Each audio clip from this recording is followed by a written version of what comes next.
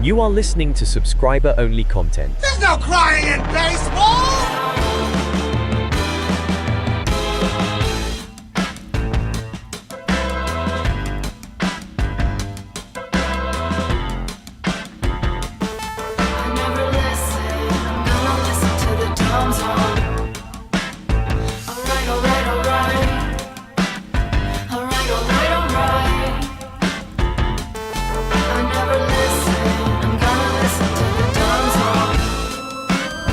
Hello, friends. Happy Tuesday. This is the Dumb Zone. I'm Dan McDowell. I'm Jacob. I'm Blake Jones. We have Foodie CK here. Here is not the Game Day Men's Health Studios in downtown Dallas. Instead, we are at the American Family Fields of Phoenix. That's right. Phonetic. Which is in Arizona. Which borders quite a few states. We are here thanks to Qualis Roofing. And look at the Qualis drone followed us. Oh, look, we got a little video up today. Wow. Aerial coverage. Provided by Qualis Roofing. QualisGC.com. Yeah. What a beautiful place. What a beautiful day. A little chilly. No, dude. This is perfect. Oh, really? Yeah. What are you talking about? A little overnight shower. The smells are wonderful this morning. Crispness in the air. All right, I thought our neighborhood smelled a little weird today. You're saying it was good? Yeah, a little overnight shower. Made everything bloom. We're in an odd neighborhood. I don't know whether to be afraid or... You're fine. I'm just walking through it. It's lots of dogs, lots of stray cats. No, I told Matt that I went on a walk last night. A little dark, a little shady. I'm a little afraid, but he said, "Nah, don't worry. There's no graffiti in the neighborhood. You're fine." So that's how we base it? Yeah, I don't think you're at danger, but I don't think you're going to be inspired. Definitely not inspired. It's not an exciting place. I don't think you're like, wow, what vibes. There's not enough grass to be inspired. But I don't think you're at danger. You're close to golf. You're like a block from golf. We are, yeah, there's a golf course pretty close. It's just a muni. Let's settle down. It's still golf. It's still golf. Did you guys bring your sticks? I did. I was looking to I was just hanging around trying to get a pickup game going yesterday. Oh, yeah? I was out banging I was out banging some chains. I just brought my bag. Yeah. Oh, yeah. Okay. I'm just a disc golf guy now. I bet you disc golf's very popular here. I'll bet you pickleball is. Yeah. Actually, what does Clayton's mom play? Bocce ball. Bocce. But she doesn't do pickleball. I don't really know what it is. I think I only know bocce from the Switch. It's like a ball you roll or something. What? It's not a racket? No. I don't think there's any racket involved in bocce. I believe I've played bocce. I'm a little higher cultured than you. We know. You were in camp, club. Corner house. That's right. We know. Lawyer mom. Skeet club. That's what you were in. 4 points or 5 points for Skeet club. So, just a quick touch on our evening last night, as we can scatter shoot here, thanks to Qualis Roofing and Silverback Construction, which I think sounds like this. Thank you. That's what an ape sounds like? I think so. Maybe like this. Pretty scary. So yeah, that's where. Construction. That's why you don't teach kids like the actual sound. Right. Like a dog does not say rough, but bark. Right. If kids are walking around snarling. Right. So we had a little movie night in the house last night. Jake, TC, and Clayton did not realize that we were sort of indirectly cock-blocking Blake from continuing his road to the Orange Bowl. Well, he has a TV in his bedroom. Yeah, but he had his Nintendo set up in the main room. God, so condescending. And I wasn't going to ask him to move it, but we started the movie at like 8. Tonight will be more thoughtful, although I do want to keep the movie nights rolling. It was time for 2003's Tears of the Sun, starring Bruce Willis. This was a Clayton suggestion. Kind of in the vein of a high-tea movie, but this movie sucks so bad that it is not fit. you have to sort a little bit, right? Like, not every movie can be a high team movie review. This movie was dog shit. It was so bad. Wow, I thought those are the best ones for. No, it like kind of took itself seriously. It was set in Africa, and of the 2-hour movie, at least 1 hour was dramatic footage of African civilians being slaughtered. Like, they just really wanted you to know things are bad in Africa. So it was partly a comedy. There was not a ton of action. It just sucked. I'm sorry. A couple funny things. Right out of the gate, Bruce Willis is talking to one of his compadres, and he says, "We got a 12-click hike." And TC says, "How long do you think that is?" And Clayton said 12 kilos, or it's 12 kilometers, and it is. Okay. So there's a guy who just knows that. This made me laugh out loud. If I had to though. guess which guy in the room would have known that, Yeah. that's where it would have been. This is kind of the message of the movie. They're trying to save some doctor. It doesn't matter, but there's a priest telling Bruce Willis as they're leaving a message. Go with God. God already left Africa. And that one line did kind of buoy me for the evening. He just stared right. God already left Africa. Which, of course, is just like the entire Western worldview, of like, God, this place sucks. Everything's disgusting. God already left Africa. It sounded And that music is playing the whole time. Like just what you would imagine. It sounded Africa fun. Sounds You like. guys were loud, and I remember TC yelling like, "They don't have enough fuel. How are they gonna like?" There were some fun moments, but you can't even try that move. There's no way. dude, in the intro, it's so lazy that the text that comes up on the screen just says somewhere off the coast of Africa. Somewhere. Look, It's huge. it's tough to. Spot the lie. Well, in that way, if you ever want to do the tour of the movie, Right. you can Oh, kind look, of say, here it "Oh, is. I was here. Tears of the Sun. I was on the tiny little state of Africa." My little bit of walking around our neighborhood, there are opportunities for business. I am not in the position to take advantage of most of them because they appear to be selling diabetic supplies, Yeah, the strips. which Blake says he has family who dabble in. Friend. A friend. I thought I was knowledgeable enough of things poor adjacent that I would have heard of this, but I'm not aware of selling medicals. Like, you're a middleman? Yeah, you buy strips wholesale or whatever. Then Strips. What's a strip? like the prick of blood. You put your blood there and it takes your glucose. For Okay. diabetics. Yeah. He also will fix your phone if it's cracked. He'll do any of those little things, but yeah, I guess. And is he does your well. I sister's don't know. brother? It's like, so you No, when he you runs a get your shop. supply and you're a diabetic, you just get too many or something, or you're I don't stealing know. them from people. Like, how are we profiting off this? I think Clayton said you could buy them off the dead. Okay. The diabetic dead. Yeah. Yeah, it just They seems have a bunch of strips. And then you sell 'em. there are signs on the street poles. Mm-hmm. Like if you're walking at a crosswalk, there are signs: realtor, lost dog, diabetic supplies for sale, or will buy diabetic supplies. Not something I've seen before. I got a sign I wanted to show you. It was in our house. We're in an Airbnb. Do you have that, Clayton? I Is have this an the Airbnb. bathroom one? Did you have one in your bathroom? Don't we have the same bathroom? Oh, you have your own bathroom? I do have I have a solo bathroom. Yeah, I mean, you always know when things shake out. I thought that's why you guys were allowing me to have that room, solo bathroom, and I gave you the TV because I will not watch TV. Very nice.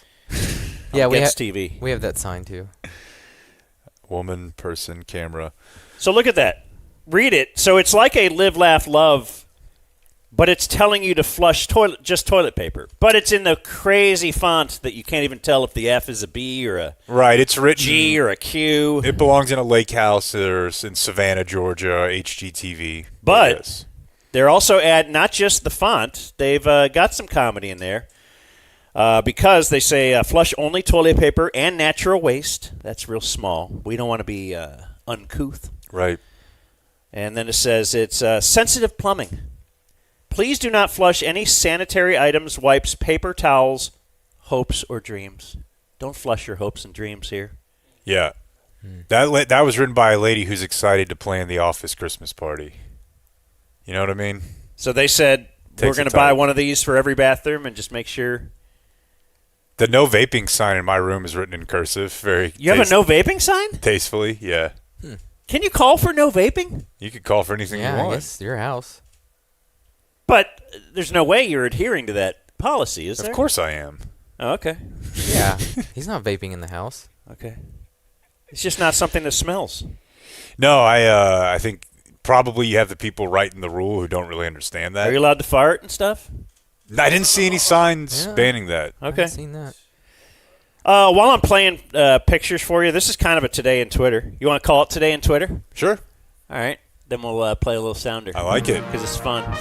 The Dumb Zone presents Today in Twitter. I saw this on an article, but at the bottom of an article, but I started the article on Twitter, so that's why it counts. But I had to have all my strength to not click on this. You know that clickbait has gotten better over the years, and back when it was, what does Honey Boo Boo's mom look like now? It's like, oh, okay, maybe. I saw the most fantastic piece of clickbait I've ever seen. Throw it up there, Clayton, and I want you guys to read it and say, how did he hold off? Oh, my goodness. Doesn't that look great? Yeah, we've got 3 hot, tatted, motorcycle-looking Nevada women. But hot. Hot, Not for your- sure. Not a chubby motorcycle mama. We've got, these are fresh. With the heading and headline, Hell's Angels girlfriends have to do this when the men return from a long ride. The hell's wrong I with really you? want to know. I need to know. I mean, why don't? Yeah, it's obviously nothing. It's Do their taxes, do their expense report. right, but they're trying to get me. You know, this comes from the guy who went to GoDaddy.com, and there's Danica Patrick, Right. and I don't even think she's Trying to attractive see at more. all. She's not attractive. I have a photo in there from the plane that I thought about putting on Twitter, but now my Twitter is just going to be the show. What do you guys? What have we've talked about breaking food out on the plane before, right? Mm-hmm. Like, what's your yogurt? Yeah, well, I don't want to bring like a tuna sandwich or a egg salad, like the stuff I eat. You don't want to, you will, or you just want If pressed, but I won't. Okay. I'm trying not to. to? What if I'm it were trying like to a better slice myself. of pizza? No, go ahead. I think I would I do say that. everybody should be able to do what they want on the plane. Okay, this is you can tell. As a guy who's taken salmon, You on can the plane. tell from the wrapper, if you're a Texan, what type of food that is. The classic red and white checkerboarded paper wrapper. That's just like a. What is it? Sloppy Joe? It's or just a something? thing full of barbecue. Yeah. It's just Ooh, a that's- whole. Yeah, I don't like that. And that person works for the airline. You can't really tell from that uniform, but you would think they would have the etiquette. But that was right there. That was right when we sat down. Is that you in the back row? They ate it. Yeah, Yeah. it is. So it's back row. You're allowed to do that. Yeah, because They may have been thinking that. And Right, there it's was right actually next to the potty. I think that was the last row on that side, but I had just never seen. And then they didn't have utensils; they were just eating pieces of sausage and like pulled pork with their hands. I feel like there's got to be some. Look at the fine print on the ticket. Yeah, you'd have to just ban food at large. You just have to ban it fully, No right? outside food. If there's any discretion at all, people are going to take advantage. It's disgusting. My thought I combated was, that by farting the entire flight. but when I did order Papados once for That's the one flight, good thing about being by the bathroom, by the way. I was the last row. The bathroom's there. It's like, God, who keeps going to the bathroom? Disgusting. Sorry. There's nothing good to being by the bathroom. But I like you trying to have a silver lining. Let it fly. But my thought is, if you sell it in the airport, you should be able to take it on the plane. So if you want airport etiquette to be...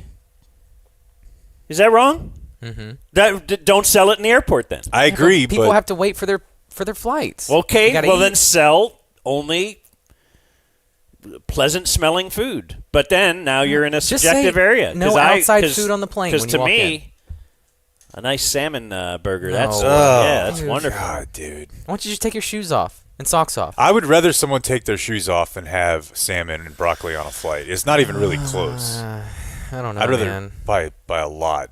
Here's Foot- another quick one I saw on Twitter. Foot smell is very identifiable. Yeah, but you don't have to eat it. I guess you don't have to eat their broccoli. But I feel like when he brings broccoli around, I feel like I'm eating broccoli. Like I should get credit for that. If I'm going to be grossed out by it, like a secondhand type thing. I saw this article about a patent that Meta has applied for. And this is something that probably I first started thinking about in college when a girl that I had had sex with died. Not during, or was it? Just knock that thing out. Yeah, you were just so Shortly awesome. thereafter. Boy, she died doing what she loved. Put her to sleep, never woke up. Just elbow drop. No. Tragically, I believe it was a car accident, but she had a Facebook profile. And this was like 2004, 2005, and we were like, what's going to happen? Like, this is a very unprecedented territory here. And I actually don't know what happens. I know that you can have, like, legacy people contacts where you can designate a family member who can get your account if you die. I don't have that. Yeah, I don't want but to you see can. all the DMs. Right. Yeah.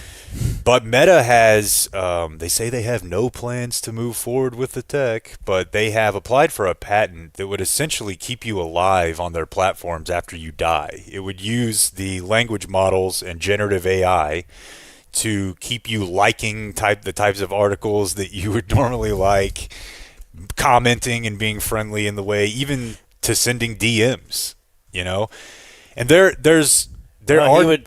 are He would have liked companies that that butt have, photo. Yeah, he would have. right. That's honestly immediately what I just started thinking is how funny it would be if you're dead. You're just dead and racist. You just keep getting more racist as you get older. Yeah. They're like, he probably would have kept going. Or creepier. You're dead. You turn into a pedophile. Keep boys you're out of girls' 70. sports. Yeah. You have trans opinions. It's very creepy, and this is something And they'll just let you keep voting, maybe. I saw somebody. That was one of the first comments when I saw this news story. Is like, He would have keep him voted in the for ballot box. Luke as an all-star starter. Let's just have him go do that. Meta is trying to pitch it in some part as there are people who need a break from social media but don't want to lose their online presence. So you can automate like staying engaged, like influencers, for example. Oh my God! Who need a breath, but they have to keep posting. But of course, that's not what it is. It's just so that they have control of your data forever, even after you die. Oh, I thought they cared about you. So this is AI, right? Yeah, and we've seen these commercials before for tech companies that deal in like grief. And maybe helping you like hold on to an animated version of your or like there's some good Black Mirrors on that. Yeah. This would be that, except it would be running, autonomously, and it would be interacting with the world as if it were alive. But I don't know. Is it like Jesus, where it stays the same age forever? What's the early bird code? Because this is making me think of. I think it's DumbZone 20. Mm-hmm. Is it DumbZone 20? So for Gummy Thoughts. Uh-huh. Yeah, have you ever thought there will be a time when, like, they could right now, you download all your personality and thoughts and everything and just turn that into some kind of a digital thing, and now you do live forever. The singularity, sort of. But yeah. Is the singularity everybody's info downloaded and all intermingling, and it's one being? Kind of like Pluribus? I don't understand it far enough. That makes sense, but I've never heard it led to that conclusion. But I think it's, it does involve you becoming one with technology. But I'm not interested in that at all. I've never been interested in that. Ever. As one of my favorite rappers of all time, Slug, says, I'm not interested in a race with no finish line. At all. Well, that's not a finish line? At some all point, if you achieve... No, like elevated. Your personal story. It can't end. Like to me, boy, this is Gummy Thoughts. It's like the essence of life is like tying your human body to what makes you more than that. And if you transcend the body, I think that changes what it means to be alive, and I'm not as interested in that. That's why I have this manila folder right here that I've brought to Brew. I don't know. Anyways. We're here at Brewers Camp. That's right. We definitely are. A lot of fun are. out at Brewers Camp. Little controversy about the backup catcher role we're looking into. They signed Gary Sanchez. Does that mean that the boy, what was his name? I trust. Is it like Jonathan? Like they have a backup catcher, a young minor leaguer who they're just wondering, is this something to just light a fire under him, bringing Gary Sanchez in? I like what you're doing. We're going to take your calls today. We should go take calls out front of some gas stations. We might take a call from Sven. Okay. It depends. Sven loves Costco, and he's there today, and said he might be back in time. What is that? Do you know that that's like a thing in other countries too? What? He has to drive 45 minutes to get to his Costco. I think Europeans are like obsessed with Costco. Really? And I think Trader Joe's might be the other thing. Like they want to have a Costco bag is like fashionable. Oh, really? Yeah. Yeah, it's something weird. My mom shares a membership with Rose. Love that. Good bit. I think that's fantastic. Yeah. They split the membership, so they each pay like $30 or whatever. I don't know how much Costco. I used to belong, but it's too intimidating for me. You know what? It actually is pretty intimidating. I don't want to buy toilet paper and a TV at the same time, and I don't want to buy that much toilet paper. I thought that was your bit. Mm-hmm. Well, yeah, that's true. That is my bit after the pandemic. I don't mind. I once bought like a razors. That's not a good one. And I had like 800 of them. That's terrible. And so now I got this same bag of razors I'm dipping into for 7 years. Sorry, go ahead. No, I was just gonna say like it. You think you eat the same stuff over and over, and like you mostly do, but then when you buy it like that, you really realize like, nah, I need some variety. I can't do this. To lock yourself into one chip for like 3 months is just not. It seems like you can do it. Yeah.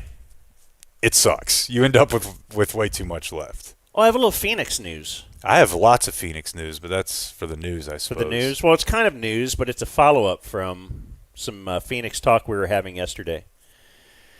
And it is from Travis Gafford, who will follow up. And we were talking about why he's from Community Mechanical. Mm-hmm.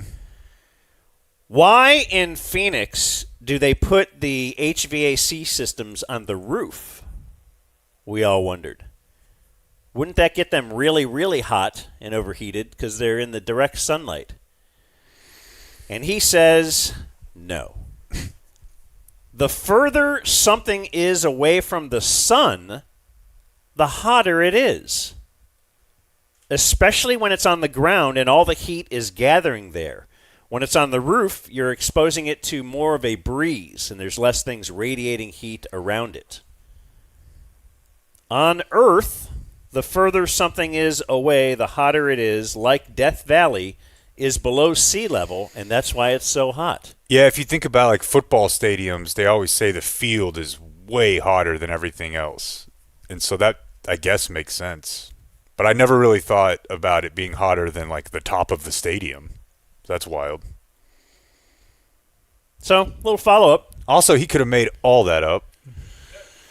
It sounds like it makes sense to me. It does sound like it makes sense to me. Because, yeah, you do worry about the ground being real hot, walking the dogs at night or something, you know, in the summer, that is. I don't think I can add more than the AC guy, but they use different AC systems here because of the different level of humidity. It's a swamp cooler, which you don't have, and it's helpful to have it like at the top of the house going down.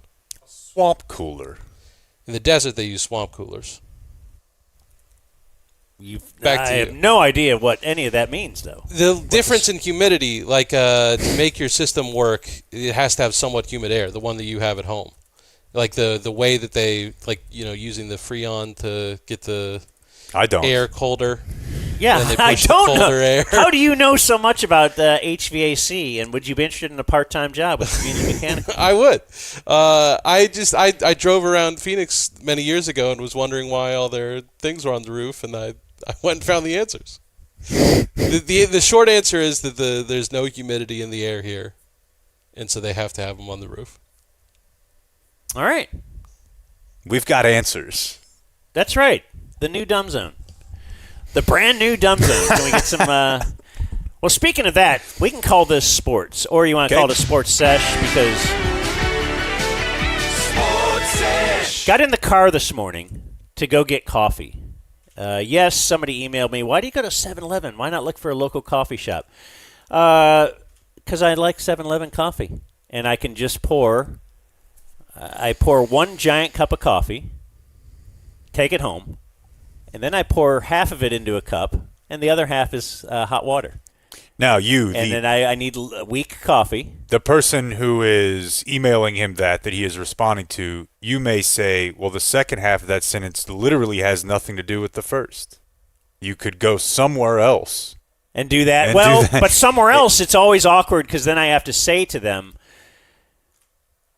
can I have a cup of hot water? Yeah, can you give me like half water and and I don't like the real flavorful whatever, your Starbucks coffee. It's smashing you in the face. You got the regular blend, the little 7-Eleven breakfast blend. They've had scientists that are working around the clock in lab coats to make that blend perfect for the morning. Yeah. Because it says breakfast on the label. It sounds like you like female POV coffee. Dude, he likes coffee that listens and respects him. And then the lady at the counter that's talking to somebody on the Bluetooth, even of course. at 6 in the morning. Anyway, well, so it's 6 in the morning where she's talking. But no, I like this. I like this bit though because people should just leave you alone about it. However, I become bothered when you eat at the same place 2 times in one day, even if it doesn't bother. What do I care? I ordered a pizza that I'm going to eat on for 3 days. But Dan going to the same burger place twice in one day, you'll go today probably. Are you saying I did that yesterday? I have not done that yet. Oh, I thought you tried to go back to the talk was I'll just go back to Habit. Where'd you go last night? I didn't eat Habit with those guys. Oh, my bad. I'm sorry. We didn't go to Habit. I thought you double habited. Oh, yesterday for lunch. Right. I didn't end up getting Habit. You had a weird. Yeah, TC ended up getting me a meat sandwich from Denny's. It's a long story. It's a long story, but I had some bread. Easter baskets. I saw the bag and was like, that's fine how it is. I don't need to know anymore. Okay, so I got in the car this morning. I got up. It's late for me. It was 7:30 Dallas time, but that's great for Phoenix. It's 6:30, and I drove, and the car radio was on, and it was on sports radio. Hell yeah. Phoenix. You're welcome. And I'm like, all right.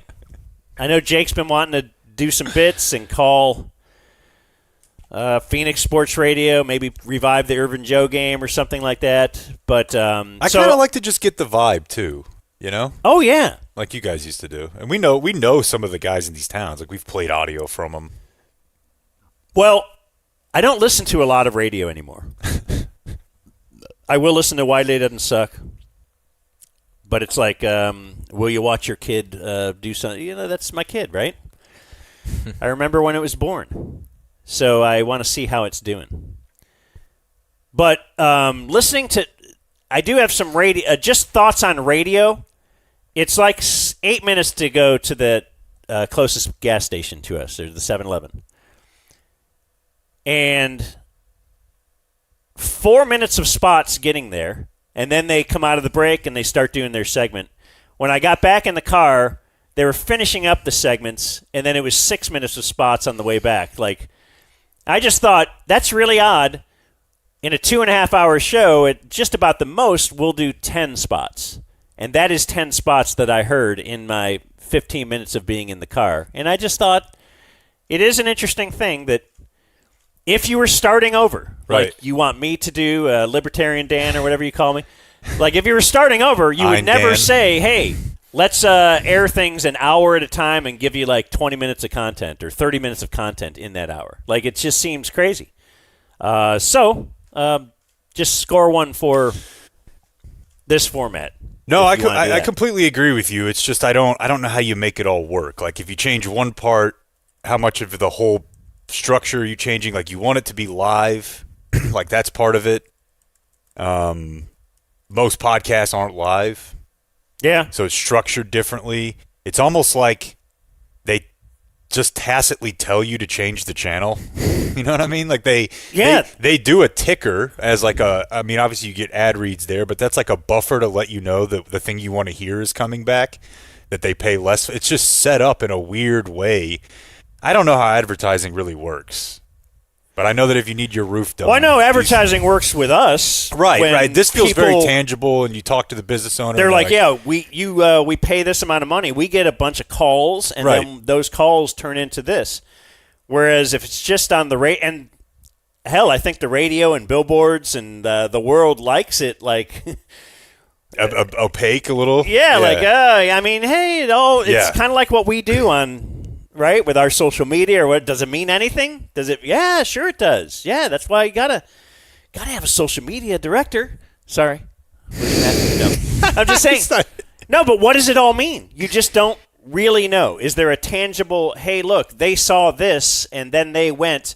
Even us being here, what does it mean? Is there someone listening? Can you actually point to one person that will say, hey, that sounded like fun. They were out in Phoenix for a week. I'm going to go to spring training next year. I'm going to go buy a Brewers jersey. I'll bet it will, but you just can't actually track it you can't say, oh, this Brewers jersey was bought because of the guys who were here a year ago. The Franco advertising. Is it because of the bus that you saw it on? Is it because you heard it on the radio? Is it because you heard it with us? Is it because you intentionally got in an accident that after we asked you 20 times to do so? Right, and then you got amnesia because you were in an accident. You didn't remember it was us that told you to get in the accident? And you told him it was a good hang with Amy Poehler. Anyway. That led to her winning a Grammy. Hot topic here was Kevin Durant, and I wasn't really putting it together until the end of my drive. I'm like, oh, yeah. He played here. That's the whole. That's why they're so fired up about Kevin Durant. Most of the stuff in the text seems to me to be Rockets or possibly Warriors related. Not as much Phoenix, but yes, they hate Kevin Durant. So they were actually listening to some audio that I went and found because it fit for now, and it was just a short clip. As you know, the NBA, very open arms, welcoming social media people and the new media to All-Star Game, which is an interesting thing for an old like me to remember going to All-Star Games of the past, certainly the NHL. And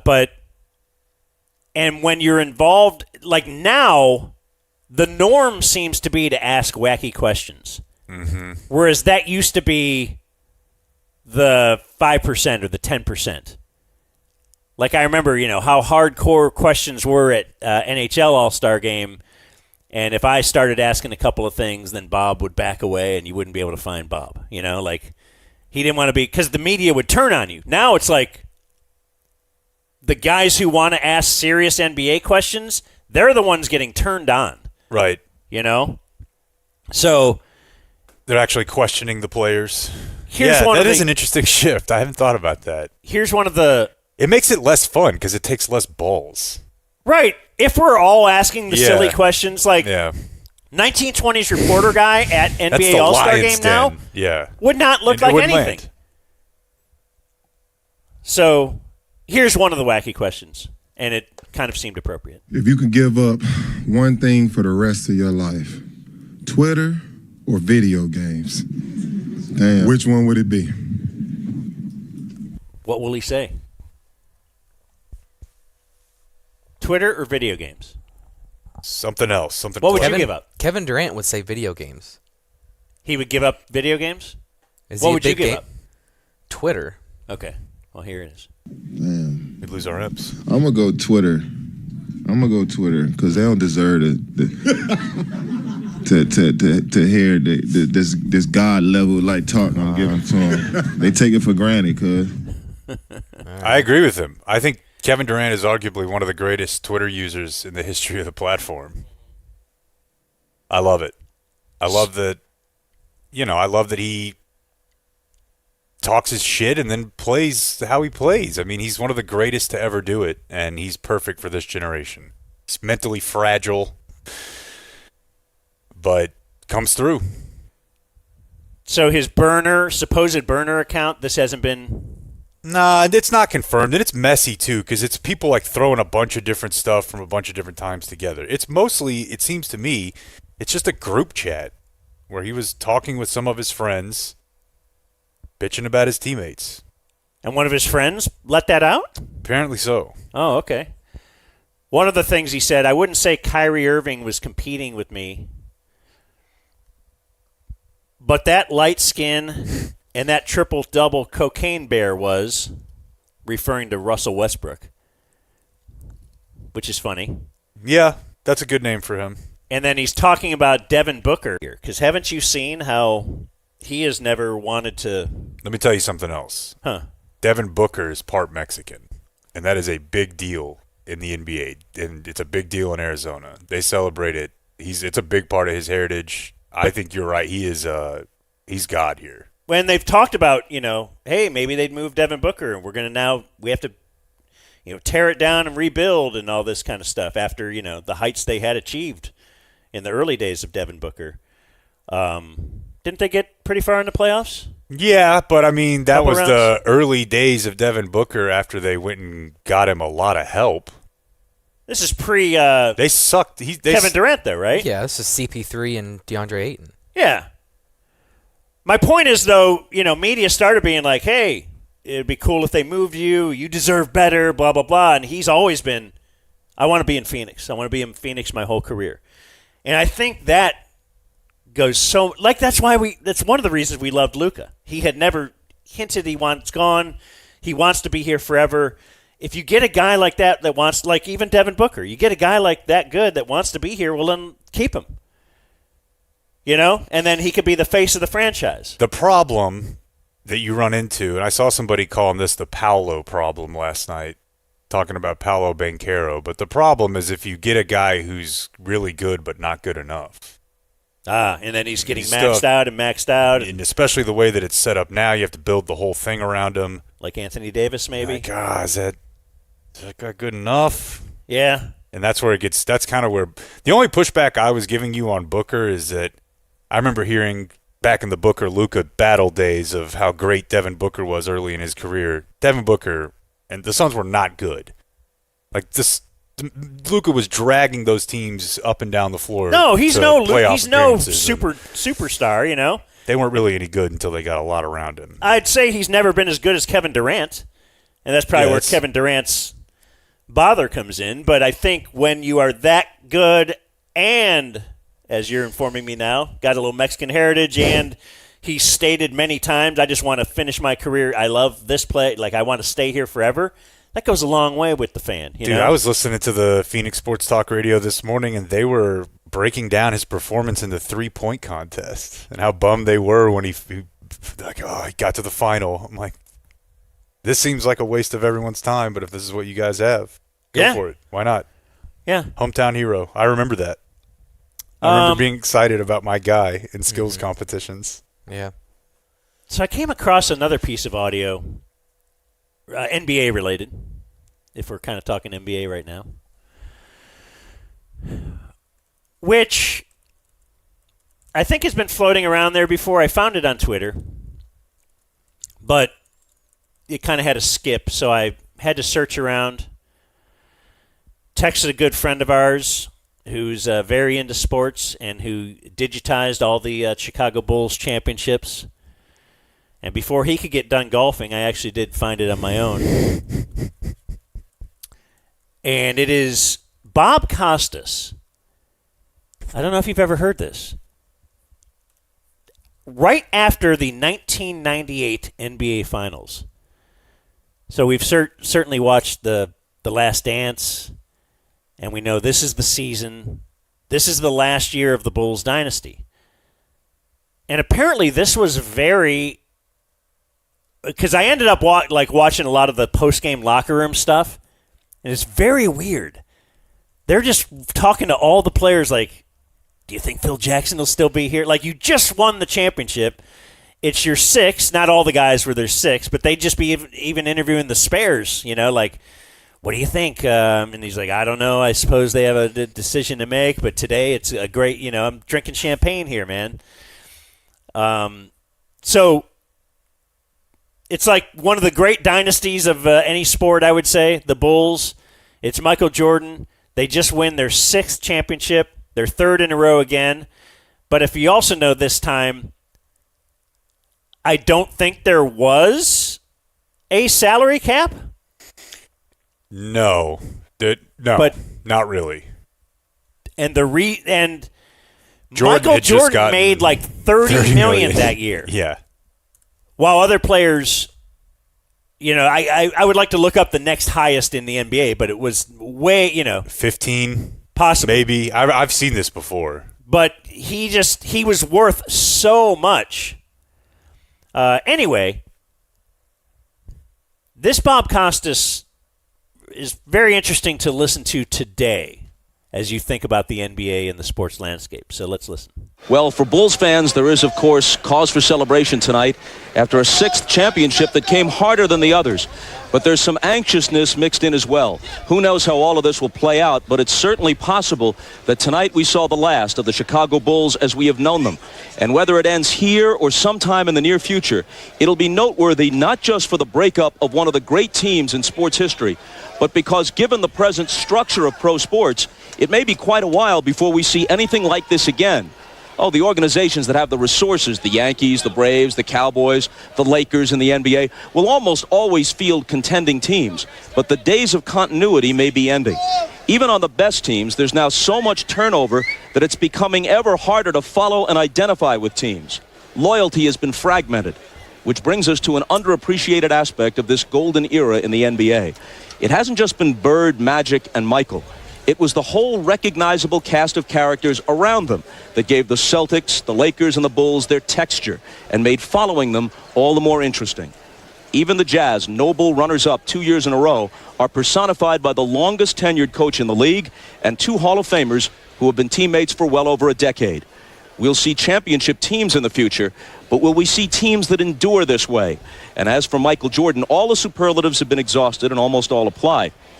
But perhaps the most important one is this. He's authentic. His essence is so much deeper than image. In fact, the image is, in his case, an amplification of something true and substantive. Take all the money, all the adulation, all the TV cameras away, and put Michael Jordan in a gym somewhere with Russell and Oscar, West and the Doctor, and he'd be as genuine and as much in his element as any of them. His heart and his athletic integrity, every bit as impressive as his artistry. So whenever it ends, it's been an incredible ride for Jordan and the Bulls, and we at NBC have been privileged to be taken along for that ride. So there's a lot there. There really is. He hit many notes. You could just focus on the Michael Jordan part at the end, if you want, to start just with all the money gone. Like, I don't know really what he means as far as he'll be as genuine as an Oscar Robertson, or I think he kind of means, even without all that stuff, Michael Jordan wants to, like the Last Dance thing, take the ushers' money, and just like he would actually play his hardest, no matter what. Like, and I don't know that you've ever felt that about LeBron, for sure. That's his main goal. I think you think about Kobe kind of, but also Kobe wanted to make sure that he also made exactly, what he could make, and don't really care about winning as much. Did Jordan not? I don't know. A lot of that yeah. I just feel like is myth-making. I don't know Sure. how to process it as much, but Sure. the stuff in there, I guess I don't know exactly what was happening in 1997, 98. But if we back up to the real meat, I think, is more about the league and the loyalty and the fans and what we're seeing, great teams, dynasties. Seems like there's some degree of, you read the article and then somebody tells you it's from 1913 in the New York Times, and you just realize that people have been having the same worries and concerns in cyclical fashion for years and years and years. That players make too much, or but things do change, and just look at the Cowboys haven't won anything since there was a salary cap.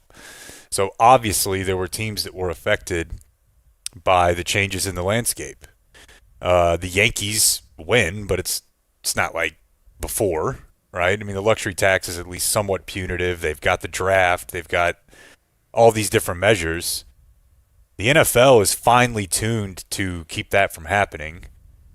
And I don't think that that's messed with their loyalty, right?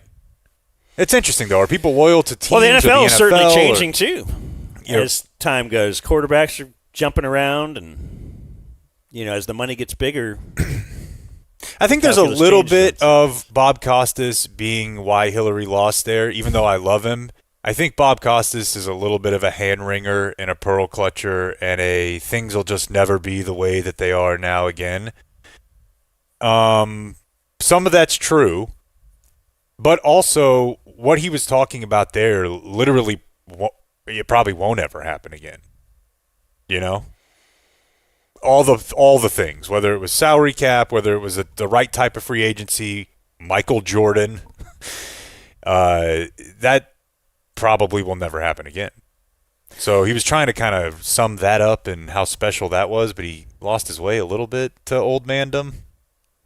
Yeah. Like everyone always thinks it's falling apart. Right. The loyalty thing is always interesting to me because I think when you say that, you are really talking about the players, that they are losing the loyalty. Whereas you don't really point out that, well, the owners never had it. They would have cut people. They would have traded people. It didn't matter to them at all ever because they're going to remain here in Dallas or here in Phoenix or whatever. And it's up to them on whether the player – I don't know. It's just an interesting thought to me. I think it's interesting, too, to think because he didn't even know gambling was coming to the degree that it is, right? I mean, that's all I hear about now is people wondering if gambling is going to change. Like, will my kids grow up fans of a team? And I'm sure that the people here from the Brewers have to think about this all the time. Like, what does fandom look like in 10 to 20 years? Does everybody just come through on the other side of being 20 and kind of turn into the same thing again where you're going to go to games in your town with your buddies, but your teenage years just look different? I don't know.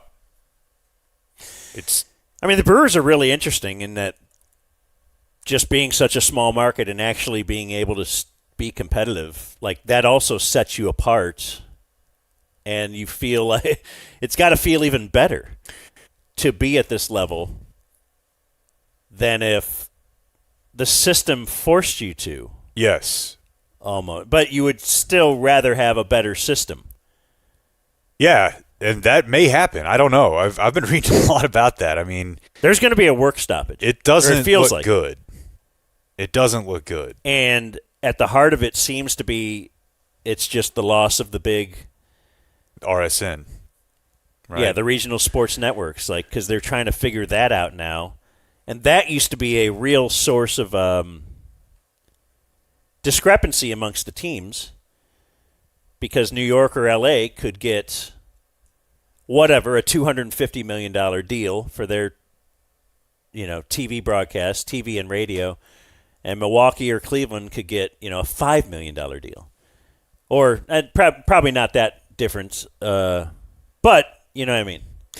Yeah, that's the whole thing. They don't revenue share that. They just revenue share the national contract. Yeah, and I don't understand all this well enough to know how it's going to work, but I know that as recently as this week, Manfred has made comments about how they're going to try to get as many of those local rights and bundle them. There's a lot of people watching baseball. They just have to figure out, can we convince the teams that have a lot of money this would actually be good for you too? I don't know. There's probably some level of political tie-in here, social policy thing where it's yeah, we're going to be giving money to the rich too. But we can't let that keep us from, helping everyone. If there's a revenue share type deal. So I think it's going to change. It's kind of it's a bit radio versus podcast type thing. It's the whole, why stay in radio, right? It would be actually, and this is for the good stations, they can bill a lot more and they could pay you more. They make a lot more. But that was the day, radio in this case would be the RSNs.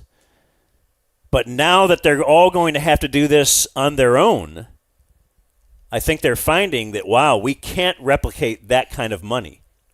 Because the TV station would sell it as, well, we need inventory. So we love a 5-hour broadcast every day or a 4-hour broadcast. That just fills time. Then we could replay that again overnight. And then we could sell ads for all that, and we won't actually make that money back. We are investing $250 million, but part of that is because you're going to then come to that station, you're going to see that we have other programming, and like it wasn't, like the NFL doesn't, the TV stations don't make that dollar for dollar back. Right, not dollar for dollar. Like the Olympics that they bid for.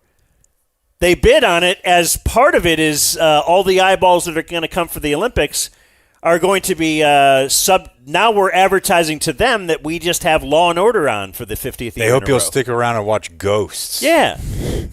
So how's Ghosts But doing? that's why sports, and I think that's what it feels like baseball is losing that there's some other outlet that wants to use baseball as their vehicle. The NBA still got in, and every time we do one of these, we're like, well, will they next time? I doubt it. But will baseball, they've already kind of had a little trouble with the ESPN Major League Baseball package, right? Yeah. So I don't know, because we've never seen a league. And we're getting NBC Sunday night this year. That feels cool. But we've never seen a league's payroll recede. Yeah. It's. And are you, doesn't it just make sense at some point you would have to? Like you had never seen newspaper payrolls recede either. Like some sports leagues. Yeah, but the argument against that, though, is that there's this whole thing happening in society, whether it's talking about the form of entertainment you get, like in podcasts, but the communal thing, the thing that's live, the thing that's happening, that might be becoming more and more important, like as a commodity, if people believe in live sports. So despite all these other, external economic factors, maybe it just keeps becoming people like, I need ball. And they just keep paying more and more. Maybe. It hasn't gotten less popular in my kids, lifetime. Yeah, but you see the Savannah Bananas are super popular. That's my data point for baseball is no. And it's what baseball feels popular to me right now, like as an adult of youth children. And I don't know, maybe I'm just like in a weird spot in life where I live in a affluent white area. But yeah, you see a lot of travel ball. I guess I do. Or at least the parents of. I also visit spring training in Phoenix once a year. Yeah, and I mean the games that played at Globe Life. TCU and Arkansas played the other night in front of like 25,000 people. Really? That's wild to me. Yeah. Wow. I know, college baseball. That's always been my thing, the ping of the... I got one more baseball thing, if Sure. you want to do that before we take a break. And then perhaps talk a little Olympics on the other side. Which is the Rangers are just down the road. Mm-hmm. The Texas Rangers. A lot of history between the Milwaukee Brewers and Texas Rangers. We will now highlight all of it.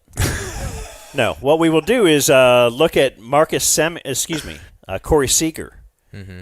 Was asked because a volatile offseason in which Marcus Semien was traded. Rangers are cutting payroll, folks. You knew it was going to happen. Rangers are cutting payroll, and unlike the Milwaukee Brewers, I don't feel that they are set up to succeed because you were just telling me how well the Rangers, their farm system after the Mackenzie Gore trade, are pretty bereft. And that's not a sentence you want to say. Like if you're going to be... As far as the farm system. Yeah, I'm just saying if you're going to be saying, hey, this trade resulted in a bottom 5 farm system, you'd like the antecedent not to be the Mackenzie Gore trade. But that's what it is. But the Brewers, no matter where you look, are in the top 2 or 3. Even after the reshuffling they've done in this offseason. I mean, they added prospects, but... Which has to be the only way to stay competitive in the current financial state of Major League Baseball. Like, that's how the A's were back when the A's were. I think it invariably makes your team more fun, too. Like, it's not that you can't have guys who make money, but you need a mix. Like, that Rangers team was just straight up mercenary. having a good farm system to me was always like you were on Christmas Eve. You didn't know what was coming. You were really excited. But it was fun, yeah. Oh, yeah, because you didn't know yet. I thought Lewis Brinson would be awesome. And when he was still a Ranger, he could have still been awesome. But as soon as he got to the bigs for Milwaukee, he was not great. Well, the coolest thing about it to me, and it never worked, was just that you felt like you could go into a season knowing you could make a trade, right? Like if you hit right and you're a few back at the right time. Of course, now with expanded playoffs, I think it's almost like frozen the trade deadline relative to back in the day. Everybody thinks they're in it, so why make a move? But yeah, the Rangers are not in a great spot, especially after their number one prospect's going to miss the year. Yeah, and they traded Marcus Semien, and when they did that, lots of articles, reports, things were coming out of Corey Seager hated him and never liked him. We heard this towards the end of last year. Yeah. And so now Corey Seager is going to be asked about it. From what I've heard, Corey Seager and Marcus Semien are pretty similar in that they keep to themselves, right? Do their own routines. And I suppose that's something you can earn over the course of time, and then, you can justify that within your clubhouse by saying, well, they're good leaders by example because they work very hard and they show up early, they stay late, and they're just about producing. And that mindset can get you one of those huge contracts, and I think if you're a young player, that's what you're shooting for. So, yeah, let me work hard just like those guys. But they weren't like vocal leaders, and they weren't organizing workouts, that sort of thing. Yeah. Yeah. So, anyway, and apparently there was some friction between the two superstars. Those were the guys that were signed as big free agents, before they were good. Or before the team was good, which is not the usual way you do the big free agent signing. And here's Corey Seager being asked about it. I think he was asked by Evan Grant. I think that's things that are in-house. Sorry, yeah, 100%. That sounds like groups. I think that's... Yeah. Sorry. I think that's things that are in-house that people don't know about, right? That's just all speculation. Me and Marcus had a fine relationship. We both respect each other. We were both professional, and we knew how to go about our business and try and accomplish a goal, and we did that in 23. So, like I said, you can't take that away from us. Now that's a nice trump card. That's a great force field. We won a World Series. Well, okay. Yeah, but that kind of means there was no problems then. That's what he's intimating. Look, he's trying to get around it, but I would think you, of all people, would be appreciative of him being like, who cares about any of this? We won. Shut up. Stop asking us about it. Well, it's interesting, though. What I think is interesting is that we've heard for a while there were problems, and I wonder how much that held up other players on their team from improving. Like younger players that are on their team, like who's in charge here? What are we doing in the interim? I bet that was like a problem.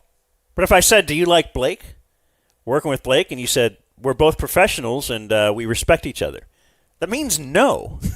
It's like, no, I don't like the guy, but, he's a good player. I have to give him that. He is a good player, but pretty happy he got traded because now it's like my team. Everybody knows I'm the superstar around here. And, we don't really – it's not fantasy baseball. It's not fantasy sports, but you don't really know how it works when you go to two guys who have been the best player on their team their whole life.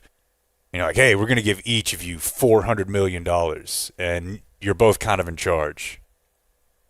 What if they hate each other? What if they don't like working together? What if they don't like each other's families? What if one of them – there's a million things that there's no way to predict. Now, at the end of the day, they have a job to do. None of that stuff is supposed to matter, but it does matter, and it impacts the vibe, the culture. I felt like it leaned Seager's way early on because Semien was a shortstop. And he was signed first. And so then you sign Seager and tell Semien, hey, we signed you for a big deal. You're going to play second base. How far apart were they? Not far. But I do remember at the time it was weird that we signed Seager, the Rangers signed Seager, because they had just signed Semien, who played shortstop. and did really good at it. So I don't know. I could see where he would have some animosity. For sure, but beginning. but I don't know. I'm not sitting behind closed doors. They may have told him early on, we're also going to sign Seager. Will you play second base? So maybe, but over time, that could have worn on him. Dude, that's the thing, too, is we joke about it, but there are few situations more ripe to piss each other off than being on a baseball team. Like, if two dudes who are that just hard up and ego like each other or together don't like, so much. And you're like, I'm so sick of this guy. Everybody's asking me about him. Everybody's asking him about me. I don't like him. Like, I'm around. That's not like football. There's a lot of downtime in football. Get away. Get away from your teammates. There's a lot of games, man. That's the whole thing that you were telling Deuce Robinson, right? Yeah. Like, tons. You might want to go for the NFL because there's so many games. All right. Well, let's see if Sven got back from Costco. What's led to our success here in the podcast space, checking in on Sven's run to Costco. Well, yeah, but that allows us to talk some Olympics if he did get back. So, The Dumb Zone.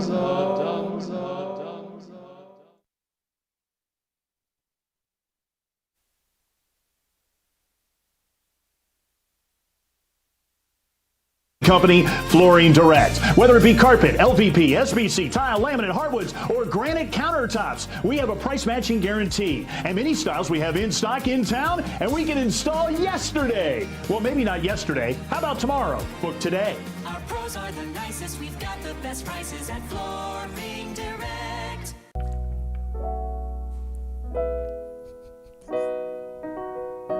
Quality Roofing.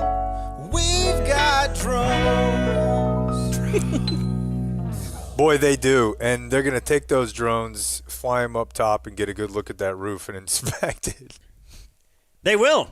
I never knew that until you told me last week. The whole lead up. I was last week years old when you told me that Qualis Roofing has drones. But, yes, apparently the insurance companies recommend you get your roof inspected twice a year. I think that's a little ridiculous. Let's at least make it once, though. But the drone makes sense now, though, because if you're going to be going up there, once, twice a year? Yeah. You're going to need a drone for that. QualisGC.com. They're great. They're great with listeners of our show. We've had, tons of people just come up to us and tell us how awesome the experience was with Qualis. I don't have to have anybody to tell me how awesome my experience was. They put a new roof on my house. I wasn't sure if I needed one. I knew that we haven't had a new roof in over a decade. And they went up there, inspected it, and they're like, yeah, you got a lot of hail damage here, man. So we'll take care of it. They took care of everything. They dealt with the insurance company for us. I didn't have to do all the calls on that end, and all we paid is the deductible. So Qualis Roofing. Go to QualisGC.com. Do they have a number? They do. The phone number is 817-500-9008. And all of those are interesting copy points. But there's one final one. That's where he was leading you guys in it. It doesn't. Qualis Roofing. We've got drones. Magnificent. All these places want your birthday to give you free stuff on your birthday. Space them out. What are you going to do? Eat 12 meals, the free meal? Even if they give you the whole month, that's a lot of pressure. My birthday, May 15th to this place, June 15th. That place, July 15th. That place, August 15th. Because then I get one free thing a month.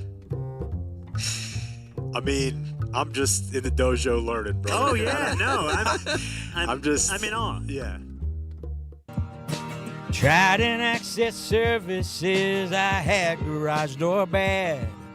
But after just one email wrote, could I call you dad? Had a brand new door put in just a single day. Trident Access Services. Holy crap, hooray. Give up. Door was sad and sucky, flaccid at its best. But Jeremy and the fellas said, just put your fear to rest. If you need some help like me, just call the boys today.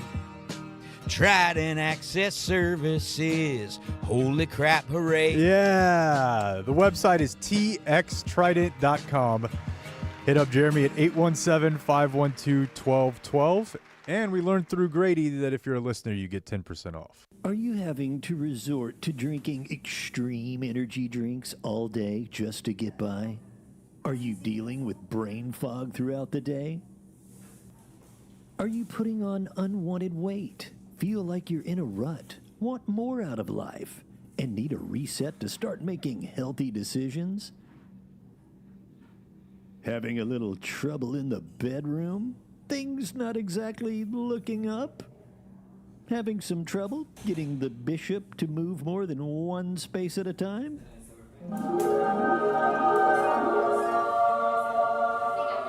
Is your penis broken? Then come to Game Day Men's Health. 12 DFW locations. GameDay.dumbzone.com.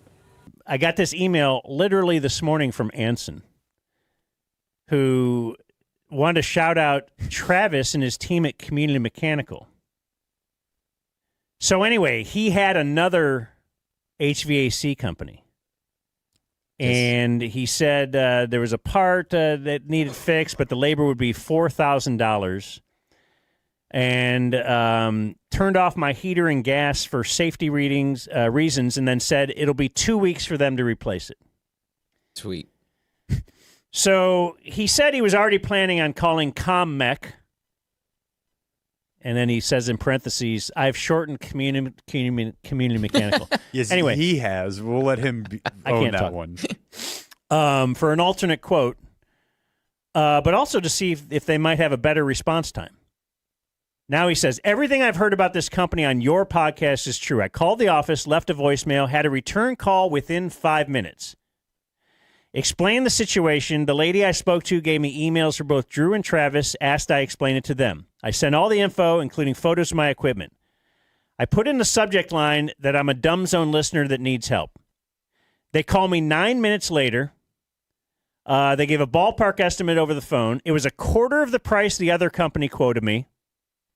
They sent one of their technicians to the supply store a couple hours later to get the parts. They have the parts in hand. They were at my house 8:30 a.m. the next morning to complete the work. And really, he goes on, there's a lot longer thing where they also discovered like a gas leak that was in his, because his wife had smelled. Anyway, he says they're the real deal. They have a customer for life. You have my permission to use my name, all that kind of stuff. But we've gotten tons of these, though. Feels good. Yeah.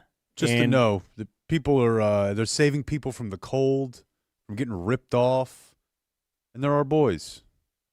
Yeah, I'm proud of it's, them. communitydfw.com and the number that you can call or text, and they'll return your text, 469-667-7290. I just got rear-ended. Should I call the insurance company? It's always best to talk to us before dealing with the insurance company. Okay, but I don't think I can afford a lawyer. Don't worry. You don't pay us anything up front. No hidden fees, no surprises. Oh, thank you. I feel so overwhelmed right now. Before you call the insurance company, call Frankel first. Frankel and Frankel. Call 214 or 817 all threes.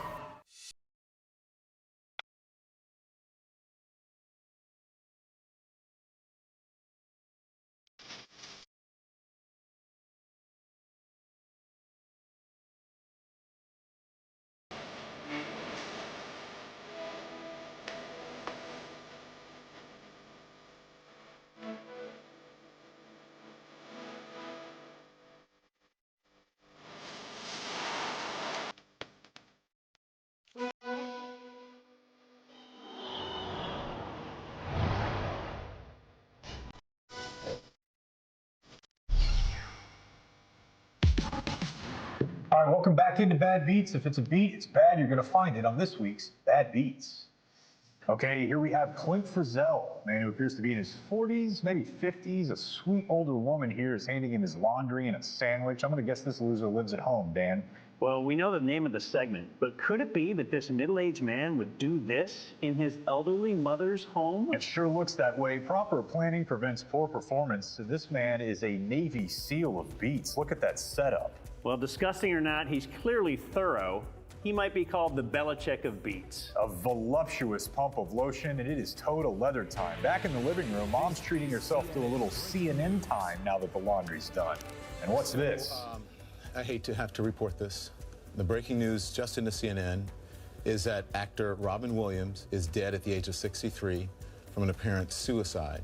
Oh, and looky there, Mork is dead and Clint is oblivious. I got a feeling he's about to find out, though. Moms love sharing news. This is a big story. Honey, Robin Williams died.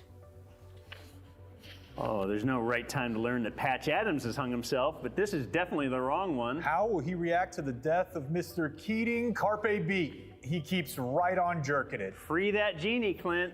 My God, the perseverance there. You think that's bad, Dan? You should have seen what Coco did when they broke the news to her. Why'd they tell her? Next time on Bad Beats.